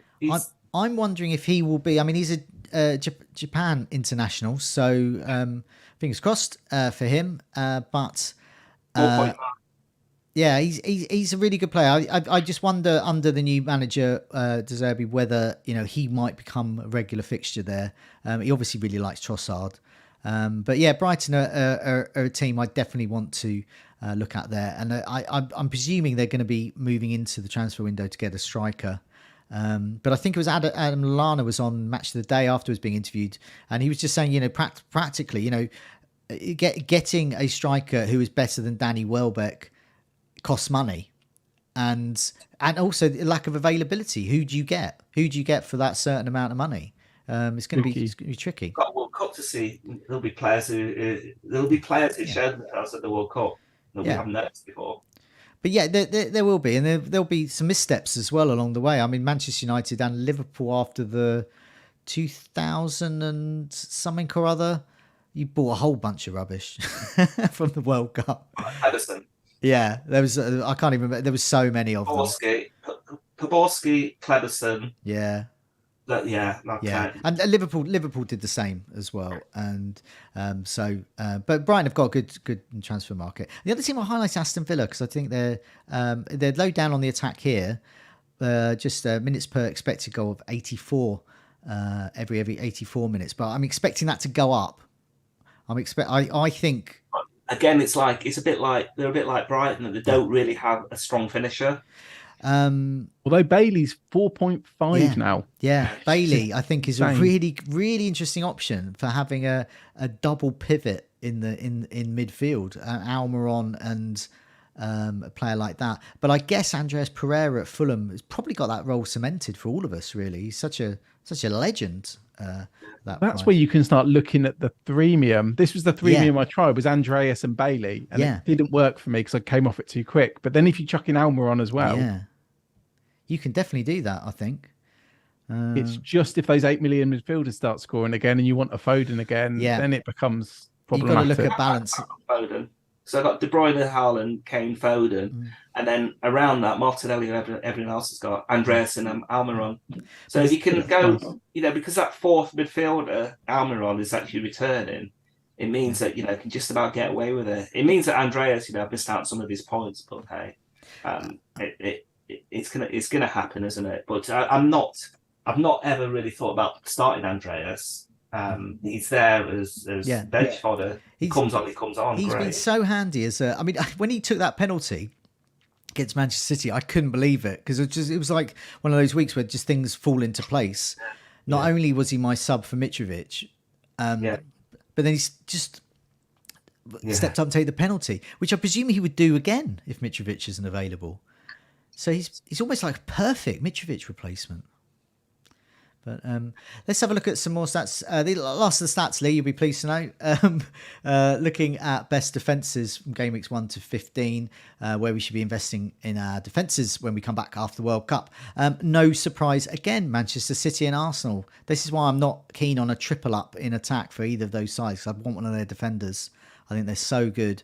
And Newcastle there as well. So, Rich, you've getting the Botman, Pope, Trippier triangle has been a good move on paper. They've minutes per expected goals conceded. They're the fourth best this season so far, with West Ham in there as well. So a West Ham defender could be a nice player to have on the bench there. So yeah, any thoughts on sort of defenses to target? I mean, defenses are a bit boring, aren't they? But it's interesting with Arsenal and Newcastle because they appear on both. Yeah. And I mean, it's why I've tripled up on both. And I've done it the wrong way. I've not been balanced enough. Like I've gone for 3 Arsenal attackers and then 3 Newcastle defenders. Yeah. I do think, like you say, you probably want 2 from the defenders or attackers and then vice versa. Yeah. So yeah, I don't think triple up in one position's the best idea. But having 3 from Arsenal and Newcastle at their price, I think it's not a no-brainer, but I think it's a very good way of setting up your team. Yeah, definitely. Let's have a look. Let's move off the stats now. So we've been broadcasting now for an hour and 3/4. This is a hefty one, and we still have a few more things to look at. Our team reveals. So, Rich, the community team, I'll put them up. They got 57 points. Oh, and a nice reminder on screen has come up to say, do remember to press that like button and do remember to subscribe and tell all your friends to subscribe as well. So, yeah, community team. 57 points. That's okay. It was okay. I mean, the transfer was Salah to De Bruyne, so it did lose a few points. I mean, we did discuss it last week. I definitely suggested doing Salah to De Bruyne at the time. So, yeah, that's fair enough. And the captaincy on Haaland. So I did the poll quite early. I did it on Friday night, and I said I'd change it if I could based on leaks. So the community did vote for Haaland captain. Obviously, I tried to change the captain, but couldn't because I prioritised my team first this week, which I didn't do last week, and I almost didn't make my transfers because of that. So, I mean, that only cost, 2 points? And it's still 181k in the world. And I think there's a bit of money in the bank as well. Yeah, 1.3 million in the bank. So it's transfer needs to be used. It's got Pope in goal, Cancelo, Trippier, Dunk and Ben White. Then De Bruyne, Zaha, kept him, great. Martinelli and Saka. Haaland, Wilson, who just had a cold. Ward on the bench, Mitrovic, Gahey, and Andreas. So it's pretty good. It's pretty good actually. So what are you thinking in terms of possible moves? It's borderline. I mean, the squad is like incredible. There's going to be some benching headaches this week. Obviously, we've got 2 flags on Wilson and Mitrovic. I hope that Mitrovic is going to be fine. And that Wilson only had a cold, didn't he? So you'll expect him to be back. So there probably are no flags. It's whether they want to do De Bruyne back to Salah, maybe. Yeah, I guess it's difficult, isn't it? And that's why I was worrying about doing it. And it'd be interesting to see what Lee's doing with his own team, because I don't know. It feels like one that could backfire again if you go back on it. I always think like fix a weak link, and I can't really see any apart from maybe a goalkeeper. That's the other option. Maybe someone like Sanchez, or all the money's there for a premium keeper, really. Yeah, why don't they can't go for Edison? No, but you could perhaps have an Alisson. Don't know. I mean, this is a tough one here. What would you do with this, Lee? I can't see it. Oh, okay, not to worry. Is it on the? I can see it now. I can see it now on the YouTube channel. Oh dear. Who have Brian got? Villa. They're at home to Villa as well. Right. Okay. So that you have to basically play that back 4.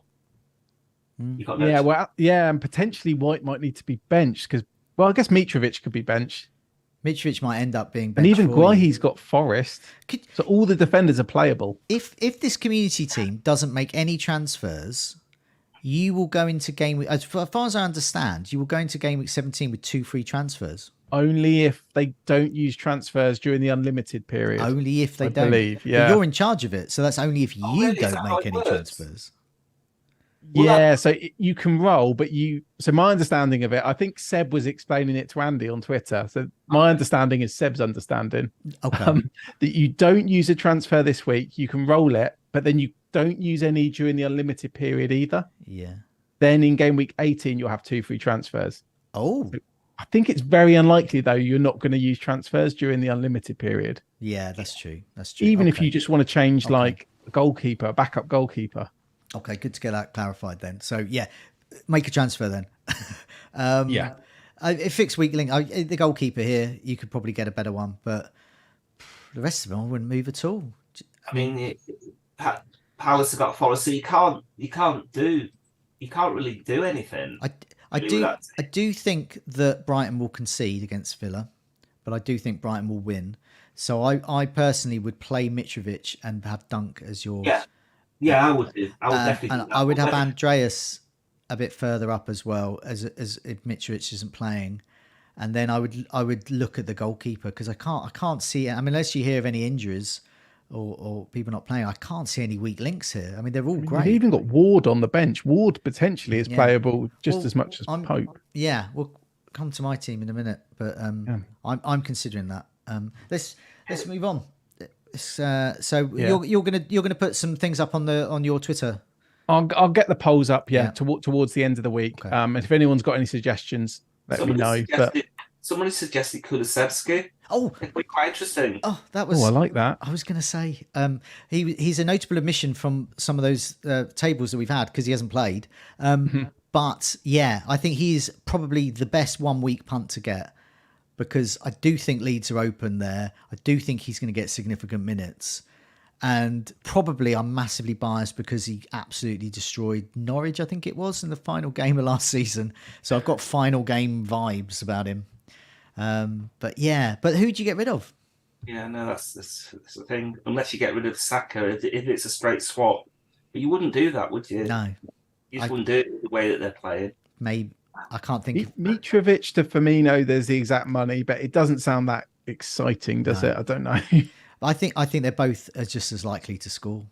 Yeah, really. I mean, it could even just burn the transfer, but I'm sure. Otherwise, it's considering KDB back to Salah. Well, that would be a moment of Scoutcast history. There, that would be the most ballsy move we've ever seen. Just screwing up the transfer. Let's move on to our bus teams. So this is looking ahead to Gameweek 16. So I'll go first. My final Scoutcast bus team. So I've currently got Pope in goal, but I think I'm going to play Ward. I've got Trippier, Cancelo, and Anderson, who is facing. Well, I finally get a Crystal Palace defensive turn. Oh, actually, I have got a clean sheet from him recently, but another one. I've got a 3-4-3 with Zaha, Saka, Salah, my vice captain, and Martinelli. And up front, I've got Alvarez, Haaland, who's my captain, Mitrovic, and on my bench, it'll probably be Pope, not Ward. Andreas as my first sub, Nico Williams, and Doherty, who's just a waste of space at the moment because he's just not playing. So I've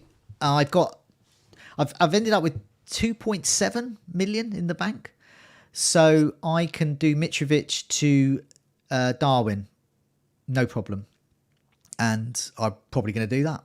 And I'm going to risk some minutes for Alvarez. If I don't do that, I will do Alvarez to Jesus, who plays Wolves. So I'm going to do one of those two. I don't know which, but it'll probably, hopefully the former, and hopefully none of these players get injured. So that's made you... I've got one question, because I only thought of this the other day. So obviously we saw Andreas take a penalty against City. So if Mitrovic was out, would you be tempted to play Andreas over Alvarez because you've got the penalty taker for Fulham then in a home game? Yeah. I think realistically, we're not going to get a definite on Mitrovic because he is still nursing a niggling injury from international duty, which kept him out of a game or two. And then he played a bit, and then he was reduced minutes, and then he came on. But whenever he plays, he looks like he's going to score or scores, or missed out completely this time around. I think we're not really going to get anything definitive, and I'm not going to know whether he is fit. I don't think he's going to. He's probably going to say something like, we're seeing day by day. Let's have a look at him in training or something like that. And that element of doubt might push me towards getting Darwin in. Unless he's in Serbia or something. Yeah, he could. Because of the World Cup and stuff, I have a feeling that he won't. Yeah, he won't want to chance it. Yes, I think so too. I think there is that. I think if he is nursing an injury there, Andreas. He's a great first sub there.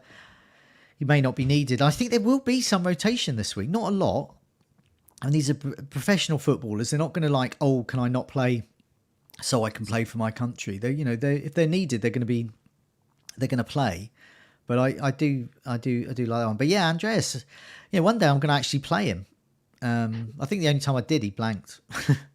But anyway, I feel okay with this. I'm okay with this because we got come Gameweek 17, Nico Williams, Doherty, all this rubbish. They're not going to be there. Not going to have that. But maybe Ward might stay. I like him. Let's have a look at your bus team, Lee. Gameweek 16. Yeah. Have you got? So I think I've decided that I haven't got the balls to remove Foden. Again, home to Brentford, I just can't do it. So my only options seem to be to replace one of the injured players, which is Mitrovic or Kepa. Now Kepa I can move down to Everson. That'll be a lap after everything that's happened. But if I'm not going to be playing the second keeper, unless we're going to be keeping clean sheets every week, then why not? Yeah. It gives me 0.5 million. What are you going to do for game week 16 though? What team I'm going to play? Sorry. What sort of transfers have you got in mind? This is what I've got in mind to do. Because, sorry, I thought you were joking. No, because I can't see, and I can't see any way of actually changing my front 10 players. Not my 10 players who I've got lined up to play, other than Mitrovic, who's a doubt. Yeah, Mitrovic is a doubt. I can replace him for somebody like, dare I say it, Solanke. Yeah. Somebody to actually play, or keep him benched and play Andreas. Yeah. So that's the choice I've got. It's the last game, isn't it, against United? So it's always good to have a player in the last game. So I'd like to have one of them available. Okay, so the deadline, what is it? 10:30 on Saturday morning. Say at 10:15, 10 o'clock. You're around, and you see there's definitely, like we have the last couple of weeks, there's definite news. Foden's benched. What do you do then? If I know he's benched, then I will switch him to Maddison. I think Ooh. that would be the move. Yeah, good I move. can't. There is Saka as well, but I think Maddison would be, to get that coverage, and I just fancy Leicester and Maddison that this game week. Okay. They're playing that well, or they've sort of turned a corner, and of course he's in the window for the World Cup, so he'll want to put good show last game. So that would be my one. It's a nice predicament to be in, that your team's so good you're thinking, well, I might get Everson in and bench him. That's pretty good. Yeah, I know, but that time, the beginning of the season when I didn't have any transfers to make, I was in that position where I almost had to burn one, and I did actually end up spending it, I think, on a keeper. I don't ever want to be in a position to need to do that. It just seems so wrong. Do you know what? There's a really good idea from Michael Scott in the live chat, which would echo your most audacious move. You're backing Martial, Mitro to Martial. Well, it depends on whether Ronaldo is going to start. I just don't know at the minute. I know Ronaldo hasn't done much since he's started the last two, hasn't he? Yeah, he hasn't really done much, but could do. Go on, then. I hadn't really thought about it, but it is an interesting. That's the joy of the Scoutcast. You get these audacious moves in your head. 6.7 Martial. Rich, let's have a look at your bus team. Who are you going in for? Who are your players, and who are you thinking of moving out, and who are you captaining?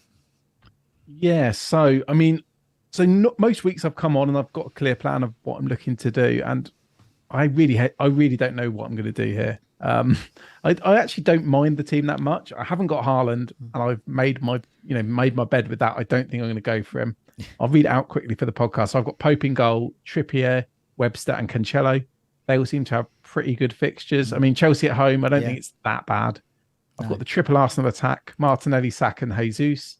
De Bruyne and Alvarez up front, or in attack, and then I've got Salah captain and Mitrovic. Yeah. And because I've got Andreas first sub, like I just mentioned with your team, I'm okay. If Mitrovic was out, I'm okay with Andreas coming in. Yeah. Just because he'd have penalties. Yeah, that's true. Yeah. In a home game. What do you think about your goalkeeper as well? Would you play Ward over Pope, sort of mix up your Newcastle a bit? I considered it. I'm gonna play Pope, I think, because it's a home fixture. Okay. And because like the numbers you just showed with Newcastle as well. Yeah. I'm gonna go for it. Yeah. I'll just turn my camera off and on. Just do your stuff again. But yeah, I don't know what I'm going to do for moves. I have the option of going for Haaland if I desperately wanted to. The problem is I'd have to remove Cancelo and Jesus as one route for a hit. No. Or I'd have to sell De Bruyne or Salah for a hit. No. So this is why I'm not going to do it. I'm going to have to. I knew last week I might have to go through one game week before the World Cup without Haaland. Yeah, I would. I would chance it. It's not going to be fun. I think with De Bruyne there, I think, and Salah, you've got two great captains and a vice cap. So you got a vice captain as well. Exactly. So that's why I didn't want to lose Salah, because I knew, I'd want to get him back this week. I mean, I guess the argument is that Haaland's been much, much better than Salah. So maybe I should have lost Salah despite losing the points. So my moves might be, I've looked at Pope to Sanchez if I need to use it. Okay. Or I could even do Botman to Perisic if Perisic we think's going to play in a more attacking role. That's a good like 1 week punt, isn't it? It could be. I mean, I was relieved 2 weeks ago when I sold Perisic, so it shows how easily swayed I am. But I mean, he hit the woodwork twice. Again, if Mitrovic is out, I could play Perisic over Mitrovic. I could play Perisic over Webster or over Alvarez. So that could be fun, inverted commas. All our teams look really good. It's really weird at the moment. Loads of other teams I see on Twitter, they all look really good. These fixtures are quite nice, aren't they? And everyone's like umming and ahhing about, I want this player and this player. But I'm still not sure about Rich going without Haaland, though. Don't put the doubt. I've just made peace with it. I like to play mind games, but seriously, this is not a mind game. It's like I was so burnt by what happened a few weeks ago against United that I can't bear going without him. going without him as captain. I just can't bear it for the rest of the season. I mean, what's funny is you can see my rank. My rank's 573,000, and I've actually had 4. So in the last 5 game weeks, I've had Rich, 4 green arrows. The problem was my red arrow was massive because I didn't captain Haaland. Mm-hmm. Yeah. So I worked my way up to 300k. Then I captained Salah over Haaland and dropped to 700k. So I mean, I dropped. This is the biggest drop I've ever had, I think, in FPL. I dropped from 6,000 on the Saturday before City played United. On that Saturday, I was 6,000th in the world, and I dropped to 185,000 in that one day. And that's with owning him. No, because I didn't captain him. And Yeah, also, no, yeah. that day, it was then the next day because I didn't get because Maddison played, didn't he? He got a 19 pointer. Yeah. And that also hurt me as well. So the next 2 days, Sunday and the Monday, caused a massive rank drop. I can't remember ever having a rank drop like that. That was so painful. So it's really hurt me. And mine would be worse because I wouldn't own Haaland. Yeah, at all. But so yeah, I do know the risks. But then also I've got the World Cup to forget about it, and yeah, I don't know. I mean, I could just do the hit. De Bruyne out, bring in Haaland. But there's just part of me that thinks De Bruyne can do well. Obviously, if De Bruyne does well, it's not going to hurt me as badly as if Haaland does well and I don't own him. God, you sound like Mark. You really sound like Mark. That's how he was speaking when he didn't have Haaland for those first few weeks. Remember? Yeah, I do. Good luck, Rich. It's because I've listened to this. Because I was listening to the Scoutcast over 10 years ago. I've learned the way to justify this is risky decisions. People have always said, one of the good things, when the Scoutcast, they've got lots of different views, and already you're seeing that here with this one. There's me urging caution here and saying if your team's good enough, and then Lee saying no, do something bold, get Haaland in. But it's not bold, really. That's more dullard. It's just like, well, it involves a hit though, and it involves removing really good players. So that's why there's an element of risk there. I always think it's less risky when you just do nothing. I mean, it is a big risk. There's not many bigger risks unless it was a double game week. So I guess it could be worse. Yeah. Okay, we've exceeded the 2-hour mark. I don't think there's a particular limit, but it's getting very late for me, getting way past my bedtime. But I want to thank both of you for joining me. My final Scoutcast. Thanks, Lee, and thanks, Rich, and thanks to everyone in the live chat as well. Nearly 500 of you. Thank you so much, Mark O'Leary, FPL Spartans, Kaylin, and Keen, and many more. These are just the names I've just seen. And FPL Zaha. Just at the foot of the live chat there, many more. But thanks a lot for joining me. Thanks to everyone who's joined me in the live chat and joined us all over the years as well. It's been a number of years, and so I wasn't at the very start of the Scoutcast. That was obviously Lee and Mark, but I joined at a juncture shortly after, and was there for the sort of infancy of its video, and now we've reached a point with FPL content where there's loads of different types of videos and audio and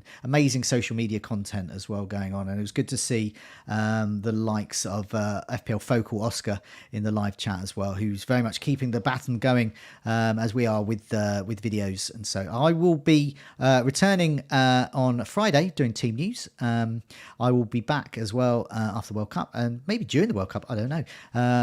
We're doing Meet the Manager, captaincy, and I've got a new video planned as well during the week, and also very happy to fill in for team news and all those others videos.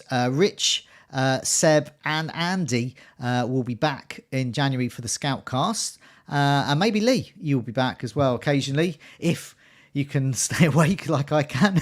Thanks for holding the fort, Jonty. No, it's been a pleasure, and it's been. I just want, because what you're saying then, it just sounds like you're not retired. You like, I think it was Tony Benn said that I'm retired. Yeah, I'm leaving Parliament to spend more time in politics. Yeah, sounds like you're leaving the Scoutcast to spend more time in fantasy football. Yeah, but I want to dedicate my time to fantasy football. So enough of this distraction in the evening. No, but it's been a real pleasure to do this over the years. So there's been so many different co-hosts and people on here. I posted up some. I think it's still up there. I put on my Twitter feed. Lots of pictures and memories there of all the people. There's so many, but pretty much I feel very grateful, really. Like so many regular faces on TV, radio, and obviously the FPL content here on YouTube have appeared on the Scoutcast, some for the first time as well, and it's been a real great pleasure to do that and to appear every Tuesday night from 8 till 10 or so. But in the meantime, I'm not going to say all that is goodbye from me and all that stuff, but it's a goodbye from all of us here for the time being, and goodbye from me from the Scoutcast, and I'll see you again during the daytimes. Thanks a lot. Yeah. Yep. See you, Rich.